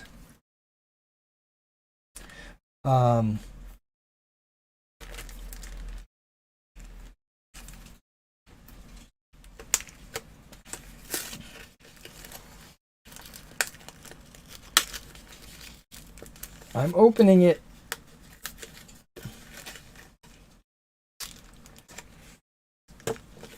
Okay. So the blue is for Old Glory and the red is for Forged in Battle.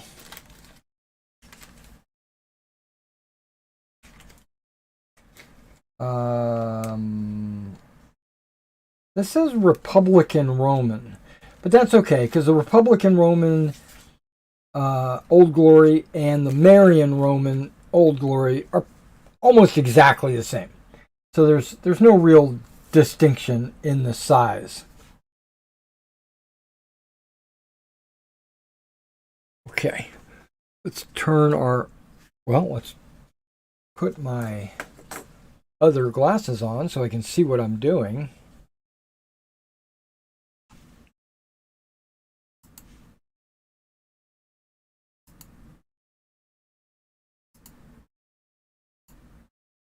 Turned on autofocus.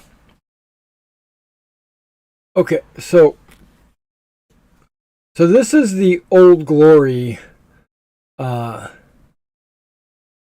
decals. You can kind of see how wide they are. Little big men. Look how thin those things are. Not only that, and this is Republican Roman to fit Forged in Battle. Okay.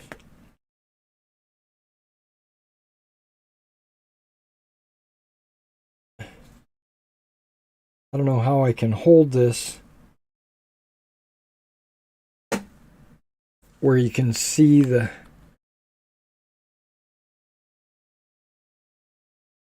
Okay, there we go. Where you can see the scale difference of the Old Glory decals compared to the Forged in Battle decals. Now, the Old Glory decals come with 30 decals, right? Which is actually pretty good for a Maximus Legion, right? Because, if you were doing mid-Republican, it would be 4 per base. So you're looking at 1, 2, 3, 4, 5, 6, 7, and then 2, right? And that's usually going to be your musician and your standard bearer. So this would be enough to do a Maximus Legion, right? Full 8 bases. Or if you're doing late Republican, they're actually tribal. And tribal goes 4, 3, 4, 3. So you could, and it's, well, let's assume it's 8 bases, right? You're going to have enough to do a whole legion that way too, right? But if I do Magna, and they're only 4 bases, so 1, 2, 3, and 3 is going to be enough to do 2 Magna legions with mid-Republican. And then if I go late Republican, it's always going to be less because it's 4, 4, 3, 3. So I'm going to easily be able to do 2 Magna Legions with one of these. All right. That's the Old Glory decals. The Forged in Battle decals, I didn't realize, I'm brain dead, but I didn't realize how many of them you get, right? So I'm looking at 1, 2, 3, 4, 5, 6, 7, 8 times 6.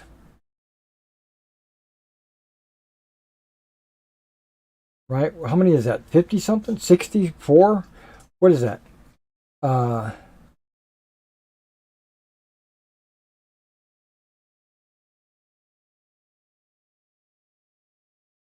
42, 48. It's going to be 48. I'm only going to need half of these for my half Legion up there. Because the other half I had already done with Old Glory decals. I don't know if I'm going to use decal remover on those decals and then do this, all these on the Forged in Battle. I don't think I'll need to do that. But I'm going to look at them just to see. But I didn't know it came with 48 decals. That's just incredible.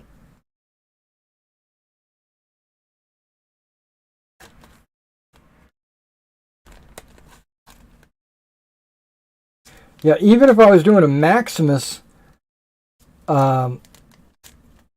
that's 1, 2, 3, 4, 5, 6, 7, 8.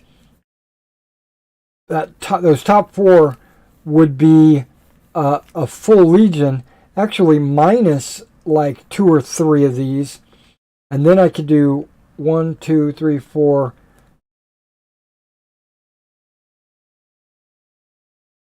Maybe 5 stands with the remainder of a Maximus. Now, Maximus, I think you can do 6 or 8.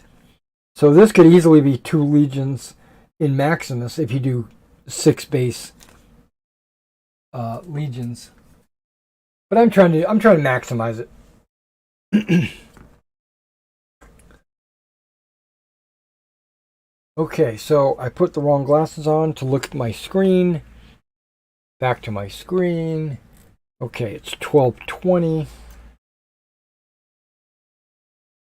Let's go ahead and start cleaning. Okay, so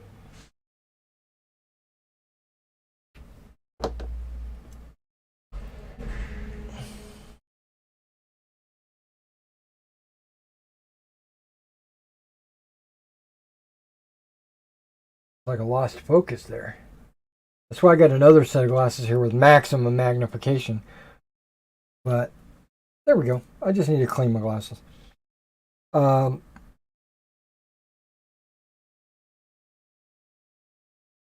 There's only 2 points of contact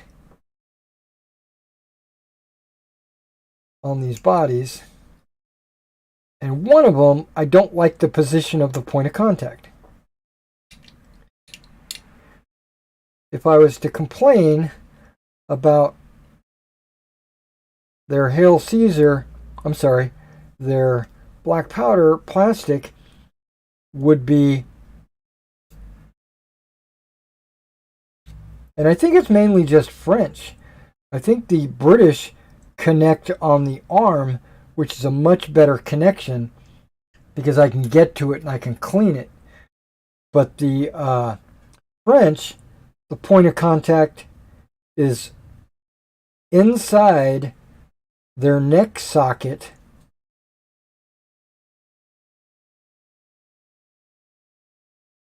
and you can't really get to it without cutting the jacket.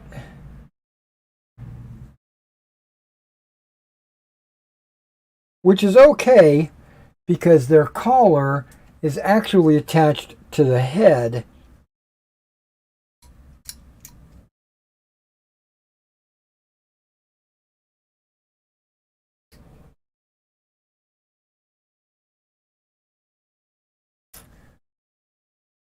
Okay, I'm gonna fly through these. I do them a little different. I do all the bottoms first.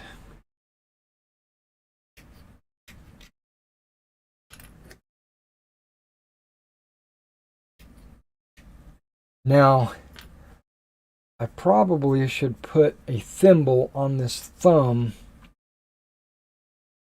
because I'm drawing and I'm cutting into my thumb.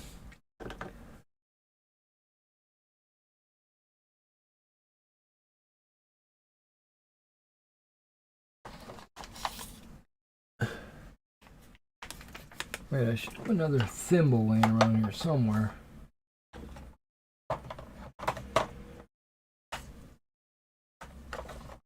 Yeah, whatever. I got these guys.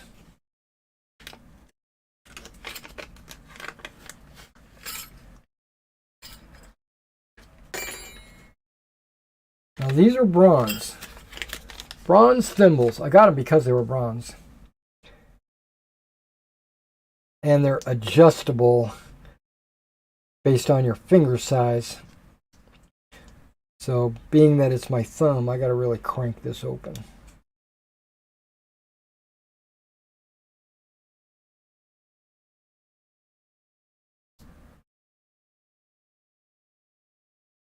Yeah, I still don't think my thumb's going to fit in there. Opening it up. Oh, even more. Wow.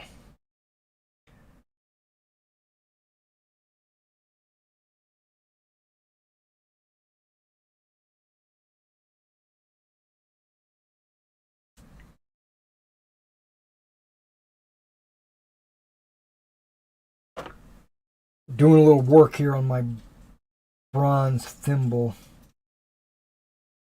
I'm going to try to straighten it out a little bit on the bottom. It's too round. It says medium on it. Hold on. Small.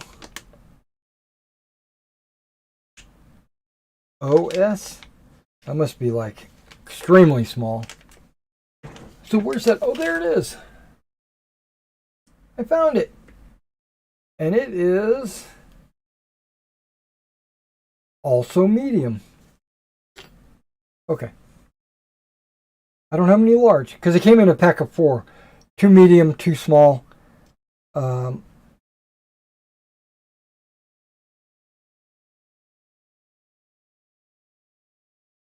Okay, that's good. Oh yeah. Oh yeah, baby.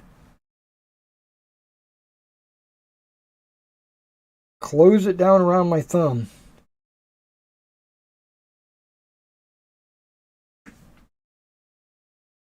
Okay, these are done. These guys. Okay. See, now I'm not used to this, but at least I won't be cutting my thumb. Uh-oh, I don't have the control that I used to have. This ain't good.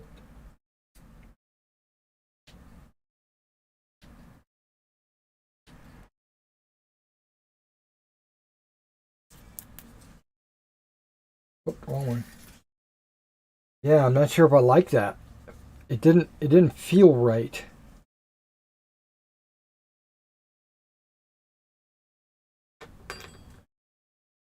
Let's try something a little bit different.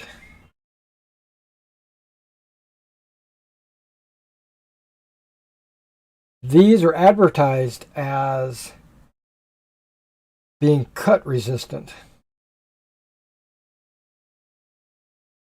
Let's see if that's the truth.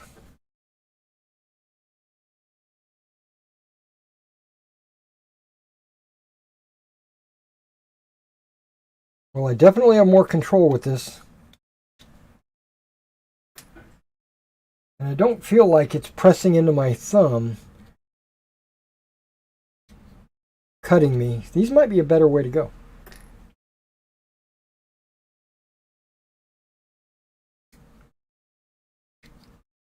Because they're soft and flexible.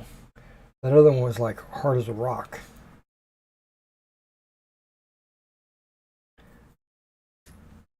And because of that, I had no feel, no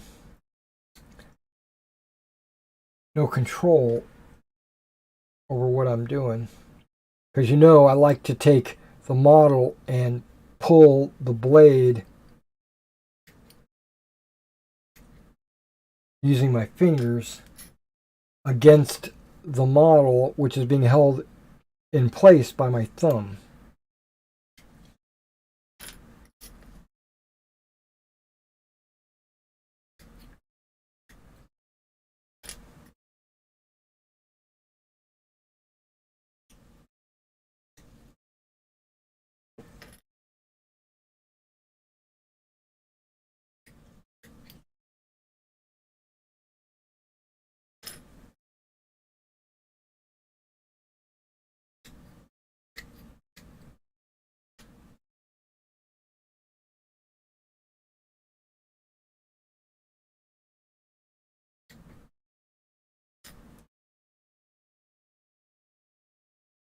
So if I did 2 full grenadiers and 2 full voltigears, that would be 8 of each, right?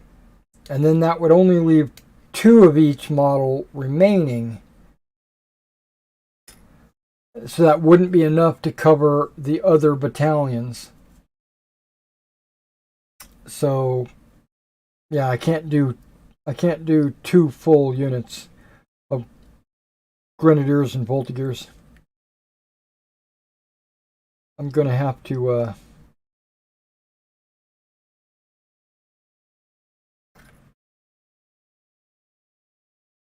gonna have to do it the way I said I was gonna do it.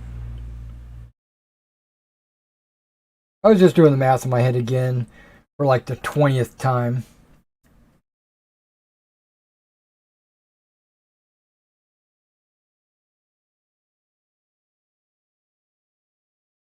Okay, so I'm only getting the burrs off right now. And then I'm going to go and reevaluate these frames to see if there's any mold lines or flash or anything like that. I don't see it. I'm just kind of giving a casual look at these models, and they look pretty clean.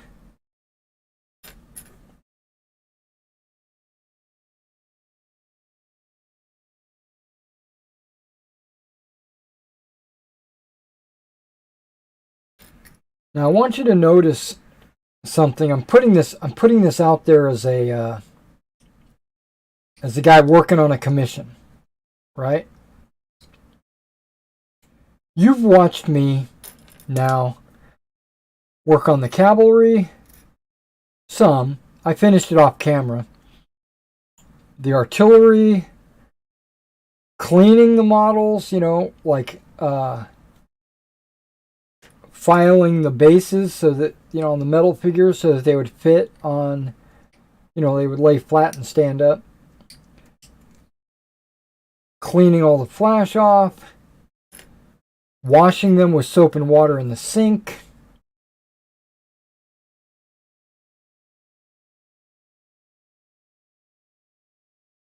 So I do that with all my models. Not just my personal models, but with any commission that I work on. I'll take the model. Plastic ones, I usually don't worry about washing any mold release off unless I see or feel that it has mold release on it. Because some of the old models, like the soft plastic Aerofix or whatever, they would actually have mold release on them. And you would have to wash that off.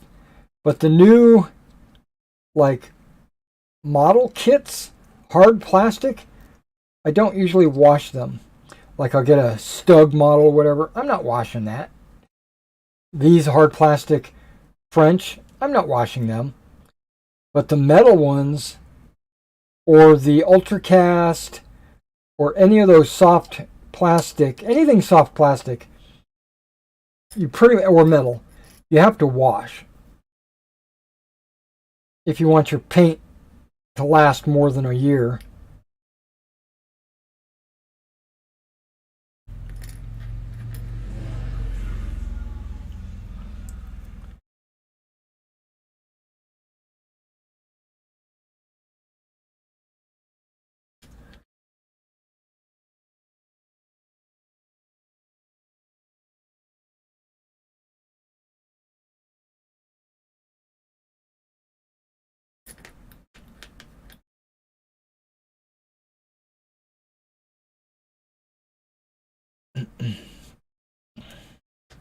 So you've seen all that, right? Okay. And you've seen the number of hours that goes into all of that work.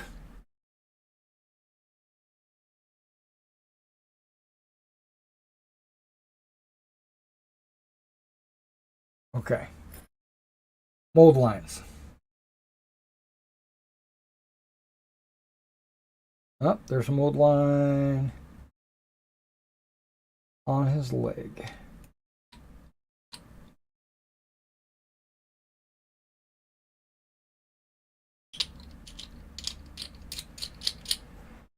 Take the blade, I just scrape it on his leg,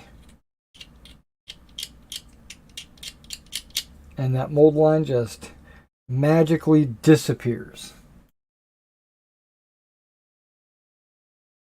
That guy is ready for prime time.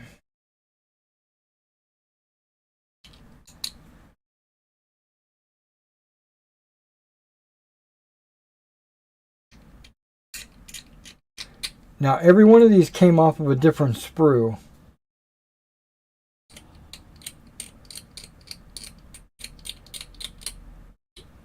So some might have mold lines and others might not. All the models on one sprue, if one of them has a mold line, they probably all do. A mold line usually results... Okay, a mold is usually two parts, right? You got your top and your bottom.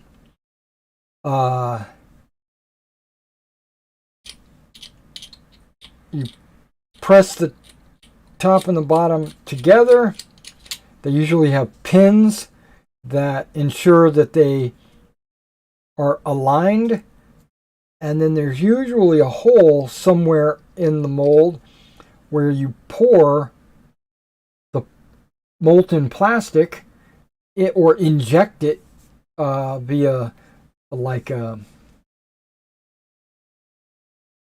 machine that injects the plastic into the mold. That's why it's called injection molding. And when there's any gap between the top and the bottom mold, because they weren't pressed together tight enough, or they're so old that they've developed imperfections in the mold, or they're not aligned properly. Like instead of being perfect, maybe they're a little bit off like this.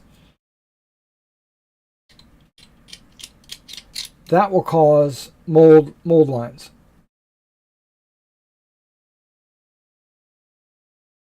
I think you all know that. I don't think I need to share that with you.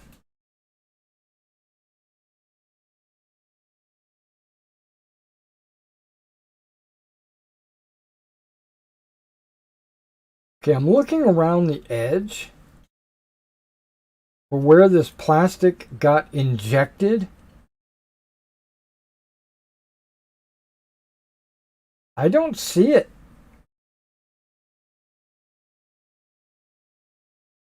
So, okay. It got injected right there. It injects and spread out from that point right there. Okay.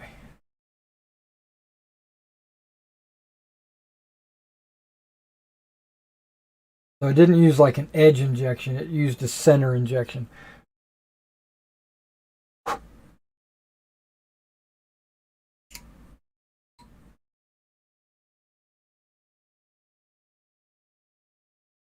And you see, you can't see it. I turned it around, but there's like 100 little nubs all around that sprue, the outer edge.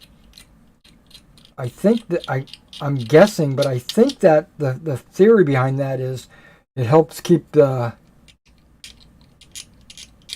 molds aligned to prevent any kind of slippage, right? And that's pretty awesome. That's a good idea.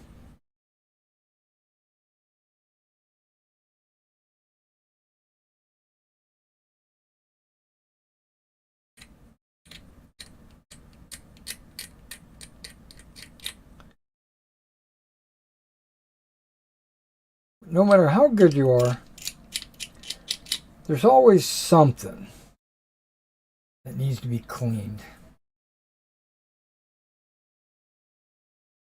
Okay, I was getting back to that. So how many hours have I been working on these French? I'm gonna try to do some math in my head. I'm gonna work it out with you guys. You guys can kind of help me out here. If you know, washing the metal, 30 minutes. Didn't take that long. Filing all the metal. That was probably an hour, maybe two, but I think it was closer to 1 hour. So far, an hour and a half. Cleaning, i.e., mold lines, burrs, like what I'm doing right now with these plastic ones, but just on the metal. Just on the metal. That was about an hour. But right now we're at 2.5.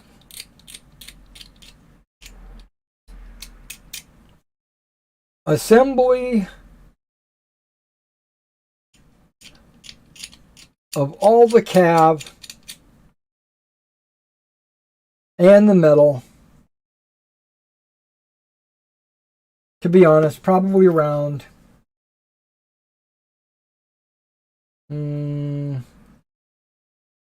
5 hours. So what are we up? 7.5. And this is just time. I'm just calculating time, not tool usage or supplies like glue. Not counting any of that. Just time. So we're at like 7.5 hours just to get the cavalry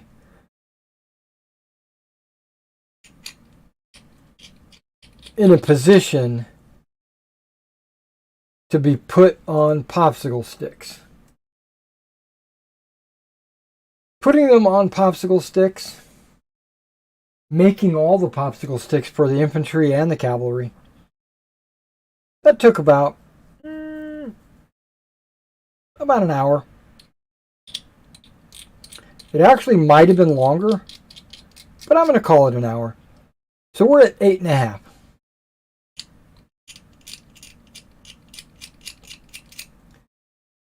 Let's just round it because I think it was longer. Let's just round that to 9.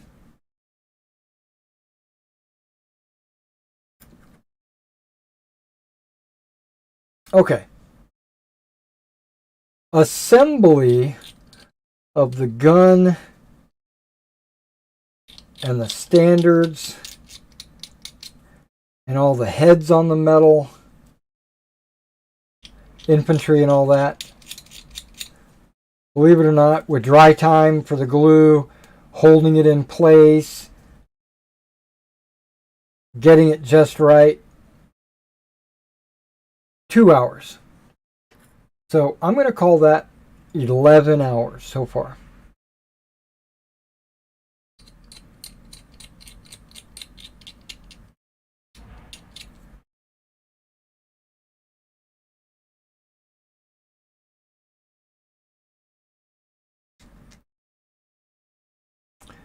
Doing these elites, these 20 elites, I'm going to say it's probably going to take about 2 hours.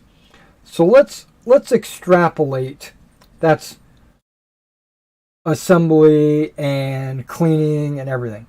So let's extrapolate that. 2 hours for 20 models. There are 3 more models per sprue. So that's another 2 hours each. for a total of 8 hours. So we're up to 19 hours.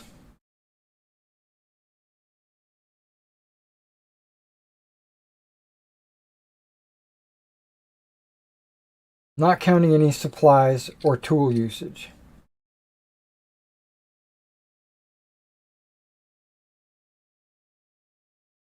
Okay.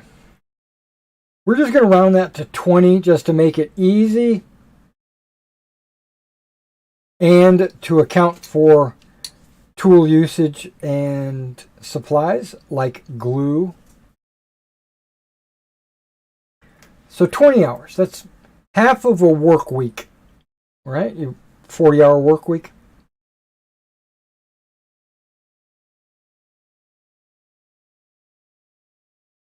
How much do you get paid to work a 20-hour work week?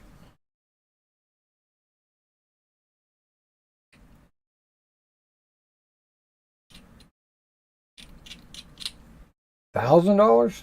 I don't know. Let's go minimum wage, right? Well, no, not even minimum wage. Let's go woke minimum. Let's go $15. What's 15 times 20? 300? Is that right? Did I do my math right? I don't think I did my math right. 2 times 15 is 30 with an extra 0. Yeah, so 300. So just assembly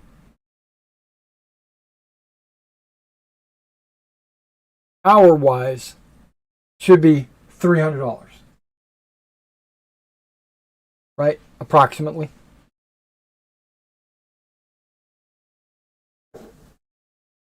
You guys agree? Do you disagree? I think I want to do the backpacks last, actually. I'm going to try something different. Clean these heads.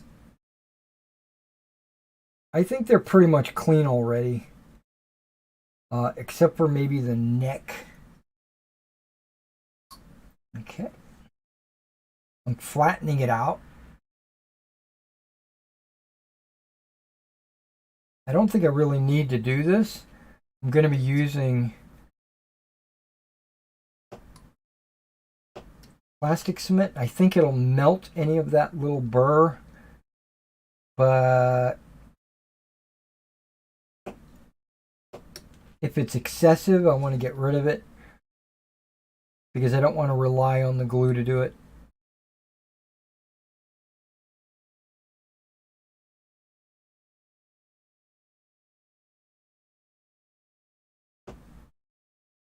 I think the next time I go to Hobby Link, I'm going to order some more Tamiya, but I'm going to get something that's not extra thin.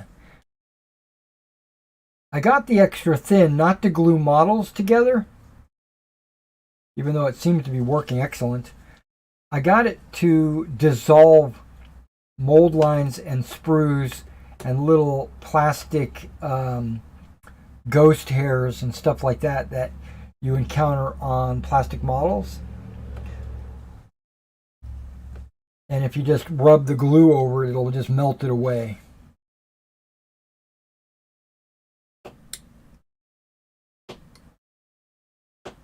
Okay, well, there's the Voltigears. Voltigear heads. Okay, so this entire army commission, $300 for assembly.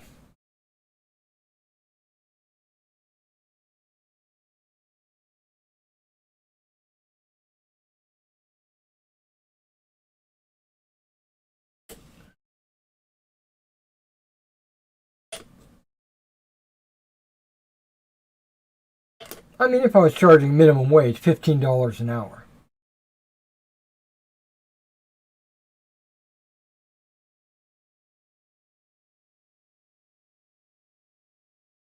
which, to be honest with you guys, I pretty much am.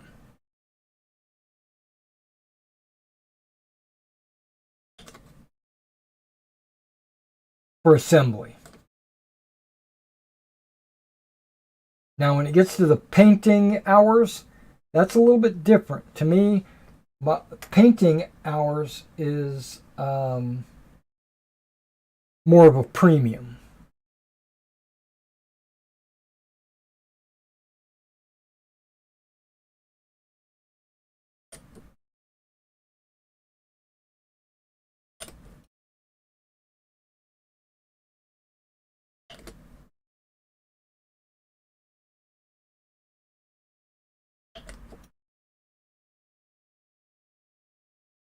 But not much of a premium.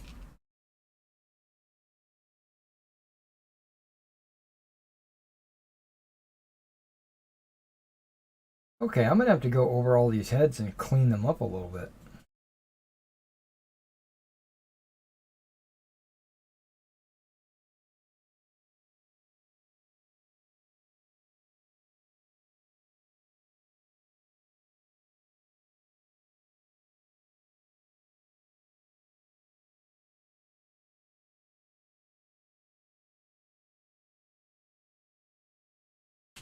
Yep.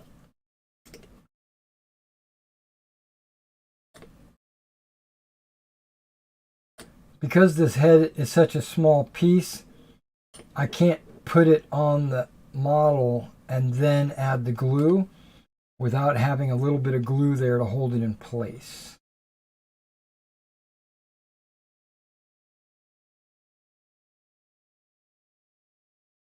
So we give that a little bit of glue to hold in place, and then I add glue to the joint.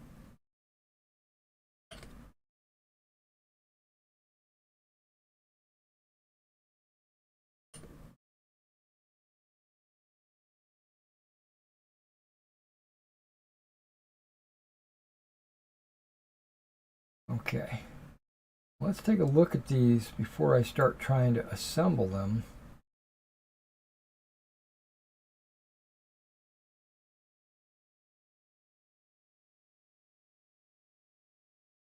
Well, let's say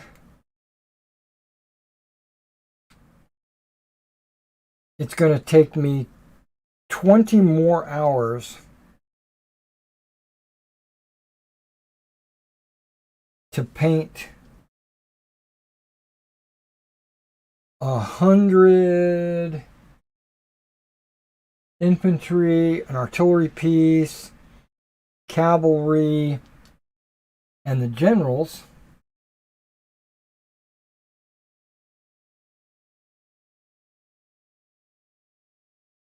That winds up being about,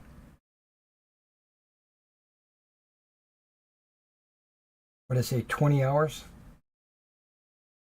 That winds up being about 10 minutes a model. Is that right?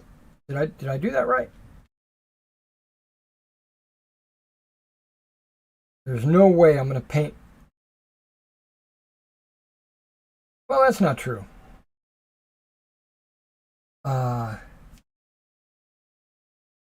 I could probably paint this entire army in a week.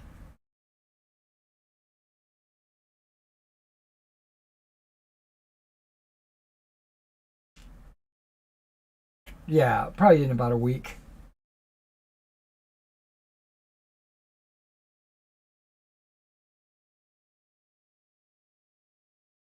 So let's say 60 hours total.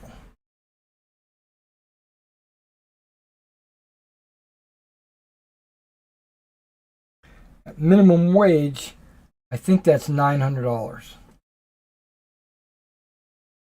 Right? If I did my math right earlier.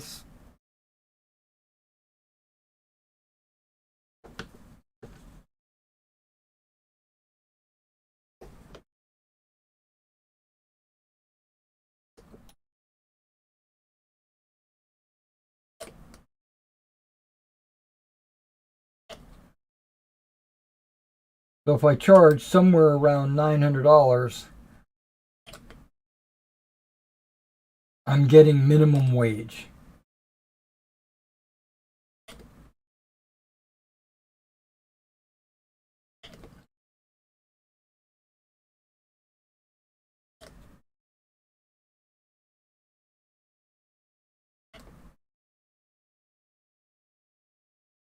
You know what that tells me?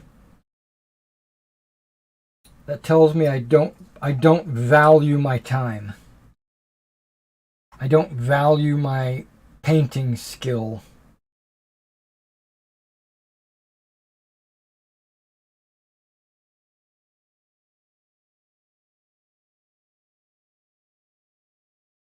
I don't have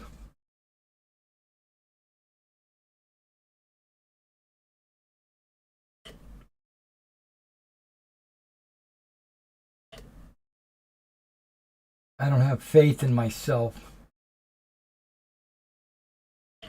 I'm working a minimum wage job.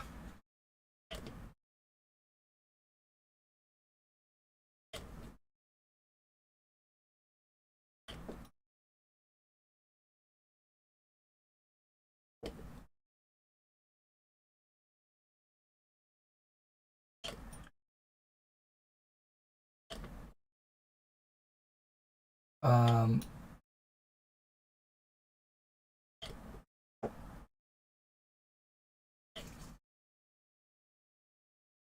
in the past, and with this commission, I usually charge $6 a model. And if I have to assemble them, I usually charge an extra dollar. But that extra dollar, I usually don't charge the full amount, right? I charge like a dollar for every 4 figures or something like that because I've been kind of generous and lenient or whatever. So let's do some math. If I charge $6 an hour, $6 a miniature,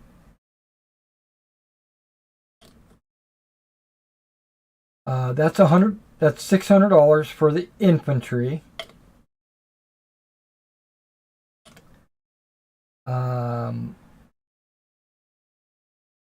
The cannon and the crew is probably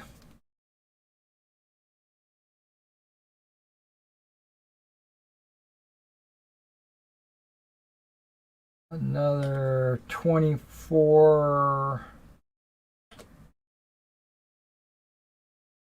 about another 34. So let's just say 134 approximately. I'm doing approximates.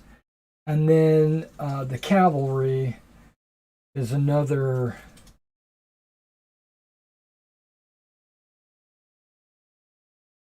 um,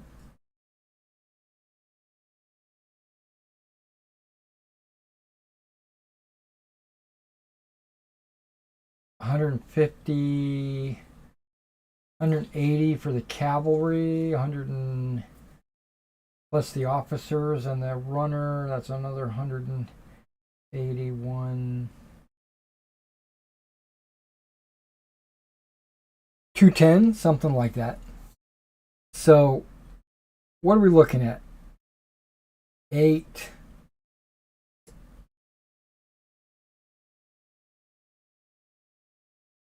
$850 or something like that.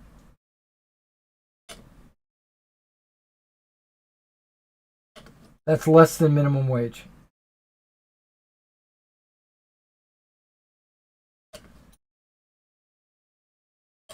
So what is that telling me? That's telling me I'm changing my pricing scheme.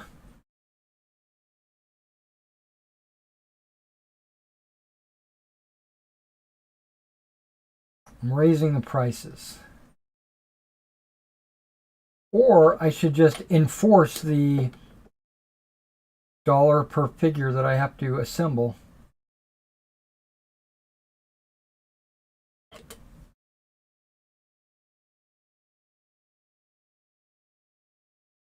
I don't mind assembling. It's just time consuming. That's all it is. I'm just looking at the hours.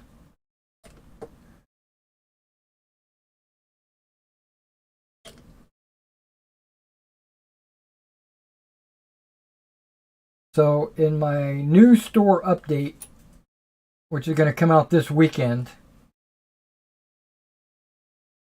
I'm going to put out an updated price scheme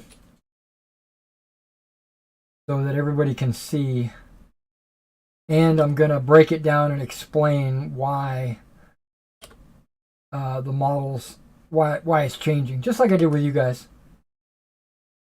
But I'm going to make it official. The commissions that I already have in the house right now, at this minute, that's not going to change. That's messed up. Raising prices in the middle of a commission, I think that's... Well, I mean, I can raise the prices, but I just shouldn't change the price of a customer that's already engaged in a commission. I think you all would agree with that.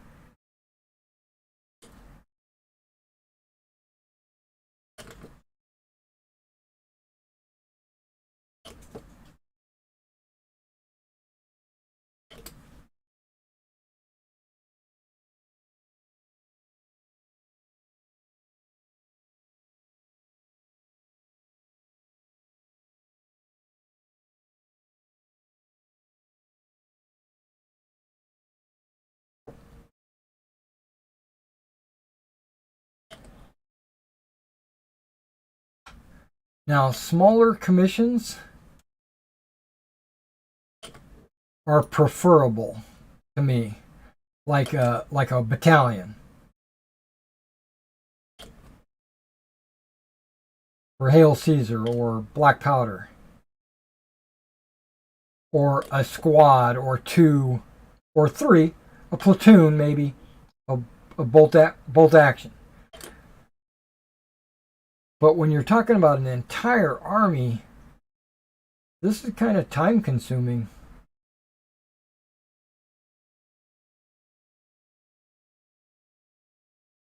And I'm trying to remember to adjust the position of their heads. I'm kind of randomizing it. Left and right, right and left. Because all the arm poses are the same.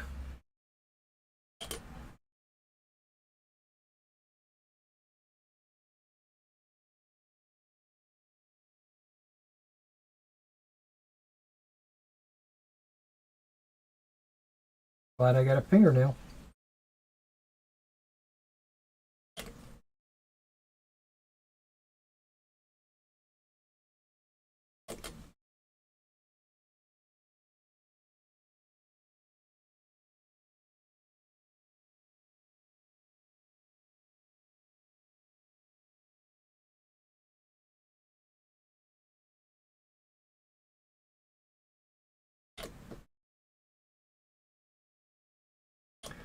And in addition to that, now I'm just going to throw this out there. Sometimes I'll paint figures that I've never painted before. You know, like this customer here sent me 2 or 3 units. I think it's 3 battalions of Polish. I've never, ever, ever painted any Polish. Not in 15 millimeter, not in 28. I'm excited to do it, right? But what I'm getting at is I don't know what I'm doing. So what I will have to do before I start is do research, look up their uniforms, check out the color schemes, you know, their unit formation organizations, you know, all different kinds of things. And that is also time consuming.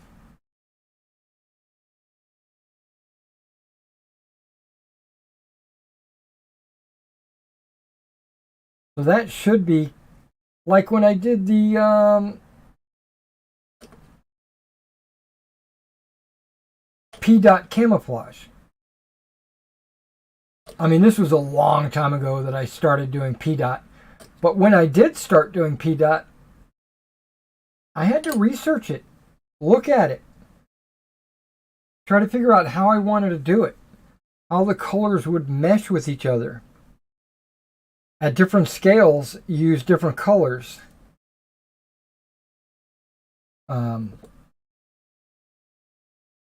If you're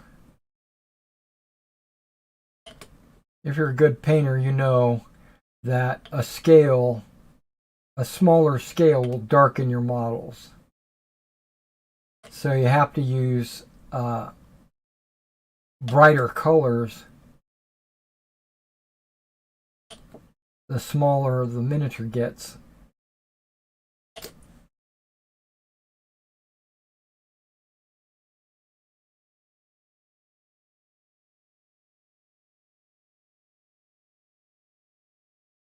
Okay, now he's just kind of straight on.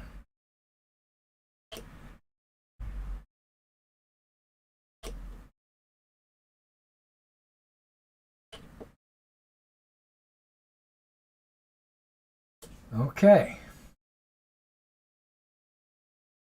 There's the heads. Now, the packs. Packs were connected on the left and right. So there's going to be a little burr on the left and right, usually. Even if your clippers are perfect, you still get these little burrs or mold lines.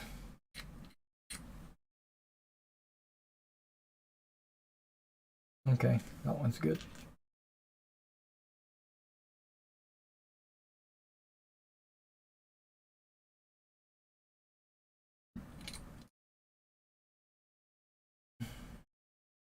Got a little bit of a burp going on here. Sorry if you heard that. Probably not, because my microphone's like a million miles away. Let's go ahead and bring this over. I don't have my little cozy on my thumb, so I'm trying to be careful. No, I'm not. I'm not being careful at all. I said that, and then I went, okay, let's just cut my thumb.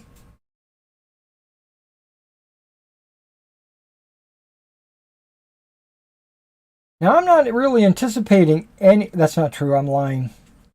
I am anticipating a couple of shipments. I don't know if they're going to be today or next month.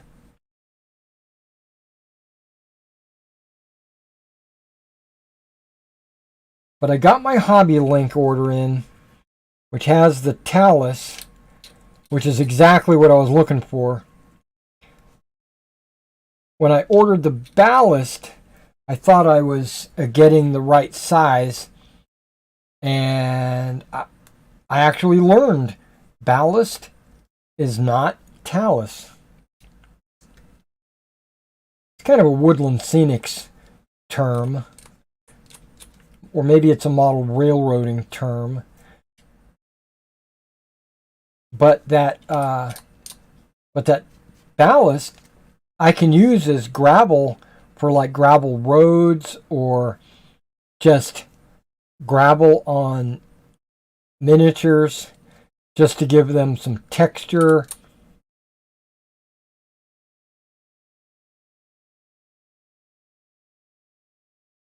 And then I got some Oathmark models in, which I think I showed you all those Oathmark models.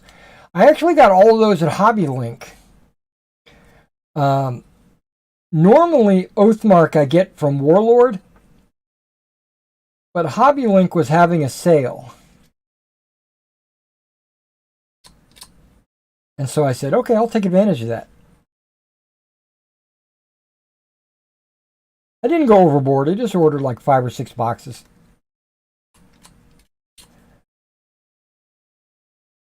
And when I was trying to put it back in my... Because Warlord and Oathmark and Wargames Atlantic all share a box. A big box, my biggest box. I went to go put the Oathmark away, and there's no room. That box... So, guys, purchase some Wargames Atlantic, Oathmark, or Warlord so I can make some room in that box.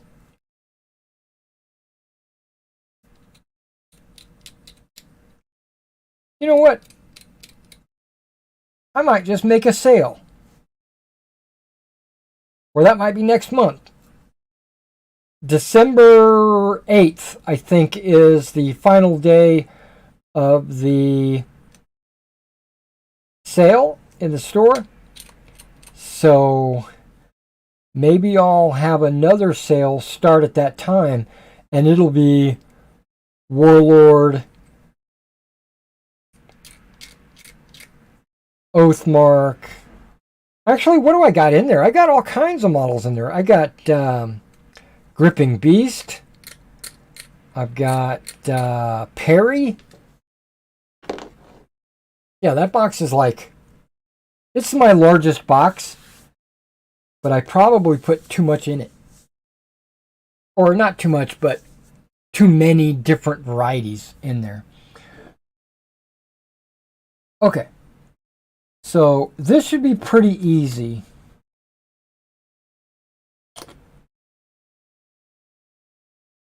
There's a little pinhole.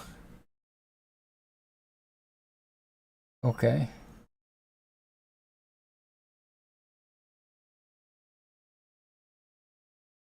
Press. I give it about a 10-second press. Yep. They're moving around, which is fine because I'm doing the gap glue technique.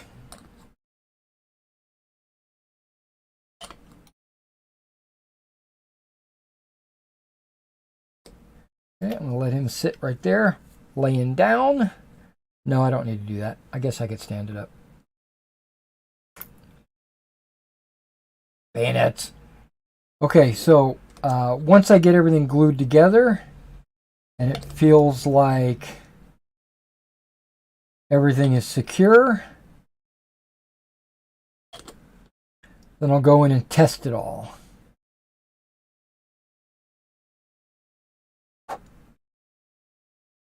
little bit of pressure.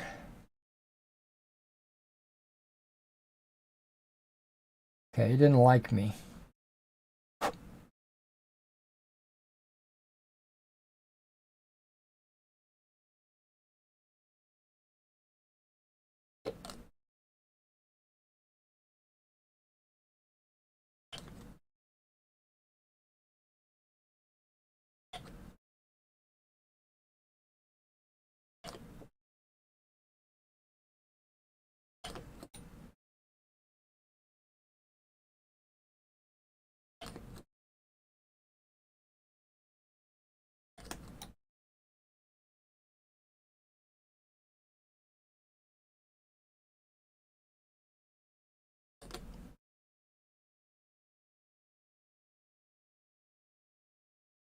Interesting.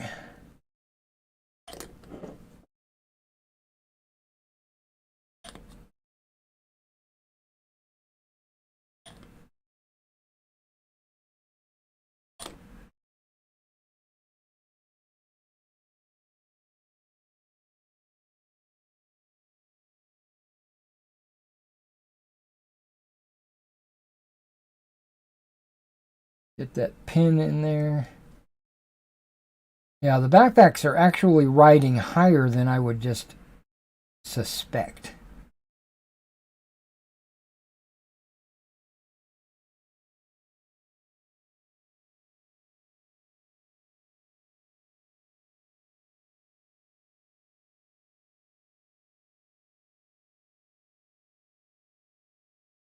Okay, give me a second. I'm not cutting, so that thumb thing needs to come off. There we go.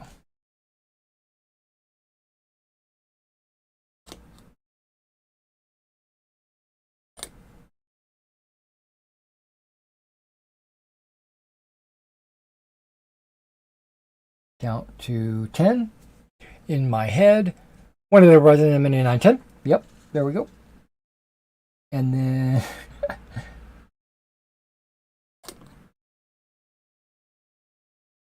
and then we hit the gaps.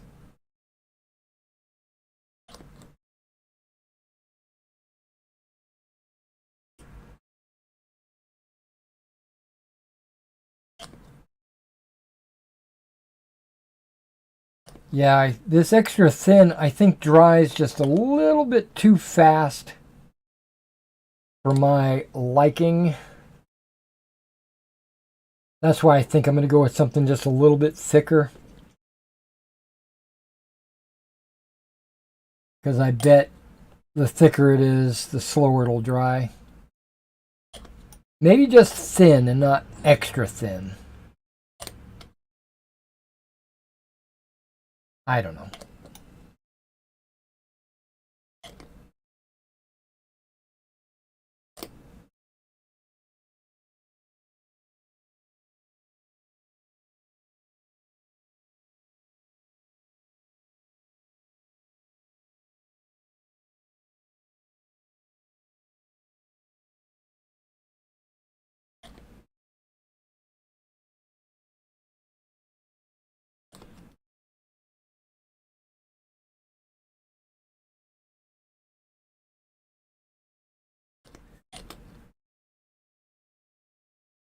There was an artist out there, I think his name is Dr. Faust.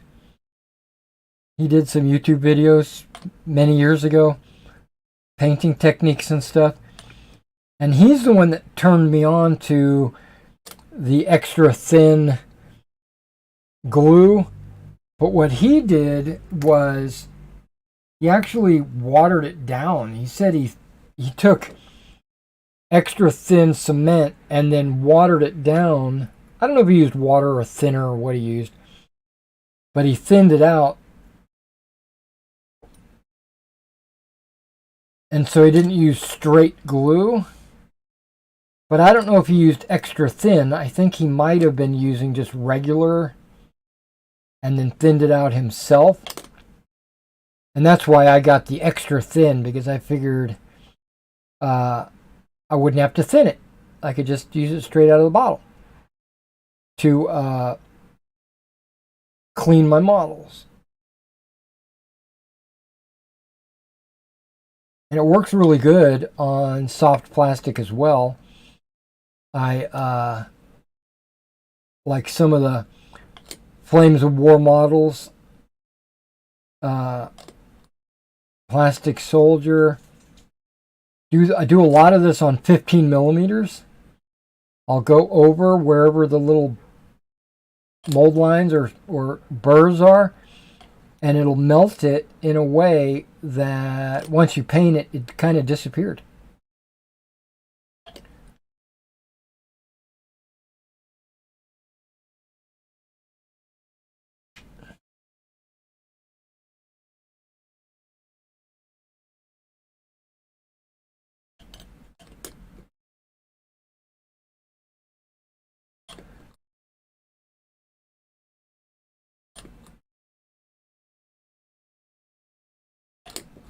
Now I wanted to do, I've recorded some what's in the boxes for those Pacto armies.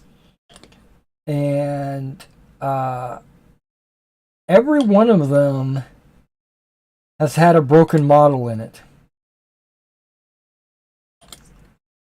And I mentioned that in the video because it's ultracast. They claim it's like extra durable and damage resistant and stuff. I think that's not truthful. Mainly because every time I receive a box, an army box, Pacto Meg army box, there's 1 or 2 broken models in every box. Usually 2. A horse tail in one of the guys is missing a head, a lot of the spear tips are broken off, or the spear handle, or something. One guy had a broken leg. Okay, so that's a downside, right? But not really, and this is why. Every one of those boxes that you get comes with about 5 or 6 extra miniatures. You know, like it'll say you get 30 spearmen. And then I'll lay them out and I'll have like 35 spearmen. And I'll be like, "Oh, okay." But one of them has a broken leg. That's still 34 usable, and they only said I was getting 30, so I'm getting more than what's advertised. And if I wanted to take matters into my own hands, I could fix that soldier that's got a broken leg, and then I would have 35 spearmen.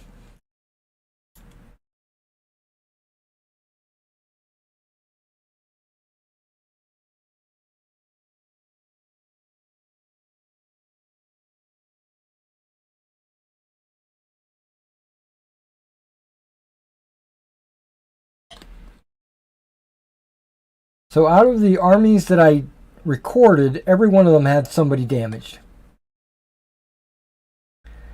And extra models.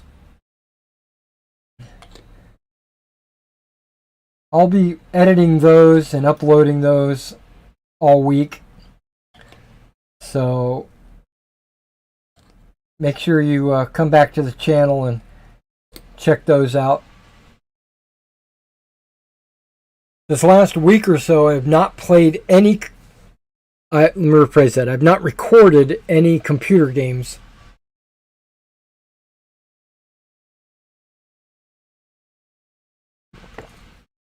I have played this MMO. It's my favorite MMO of all time. I just wish the graphics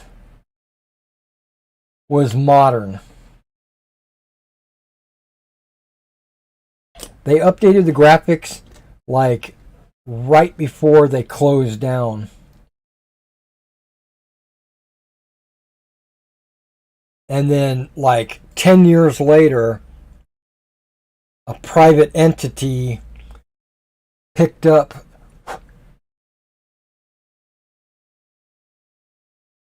okay. I'm gonna have to fix that once I get everything going. No, let's fix it now.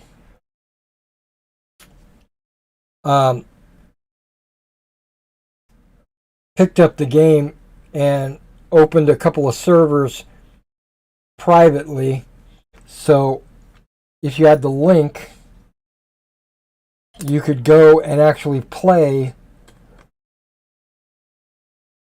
You download their launcher and then you can launch directly into their version of the game, which is the latest version, which is still like 20 years old. 94? No, I didn't close in 94. When did it close?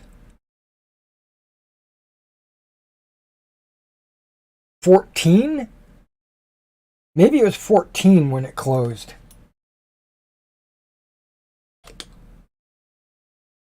But either way, it's about 20 years old.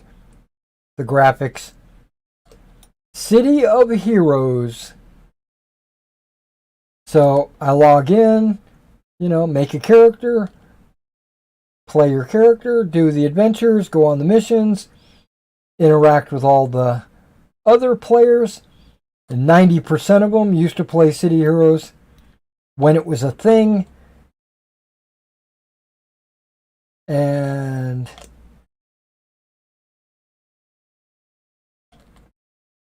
it's now a thing, but it's on a private server. It's free to play, but he takes donations to keep the servers open.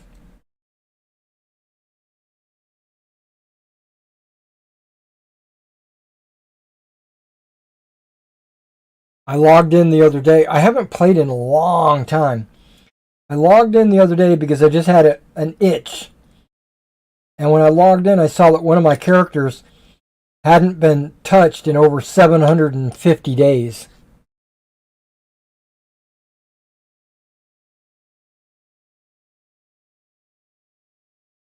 It's like, wow. Long time.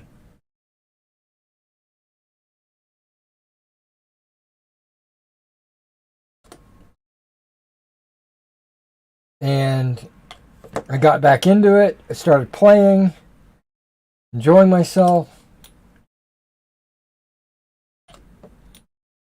But I got to be careful because that game,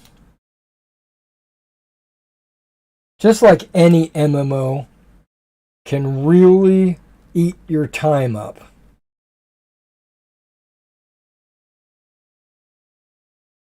You log in at midnight, which is what I did. I look up and it's 3 a.m. I'll be like, oh crap, it's 3 a.m. I gotta log out.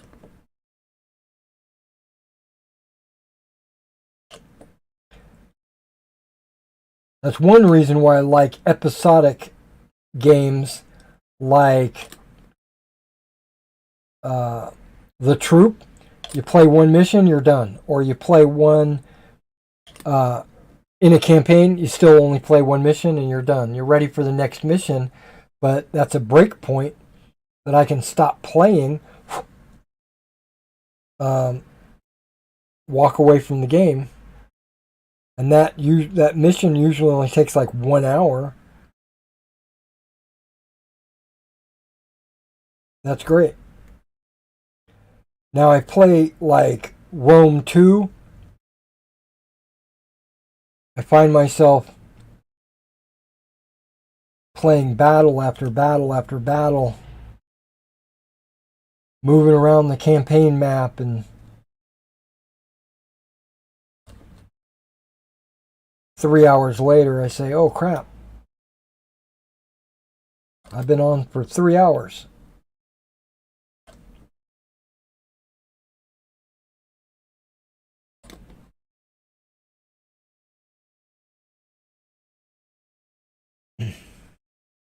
Okay, all the Volt gears are done.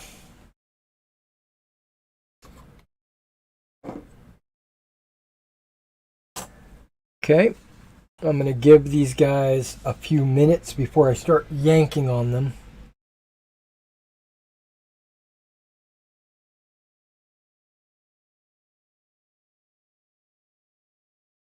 Okay, he's good to go.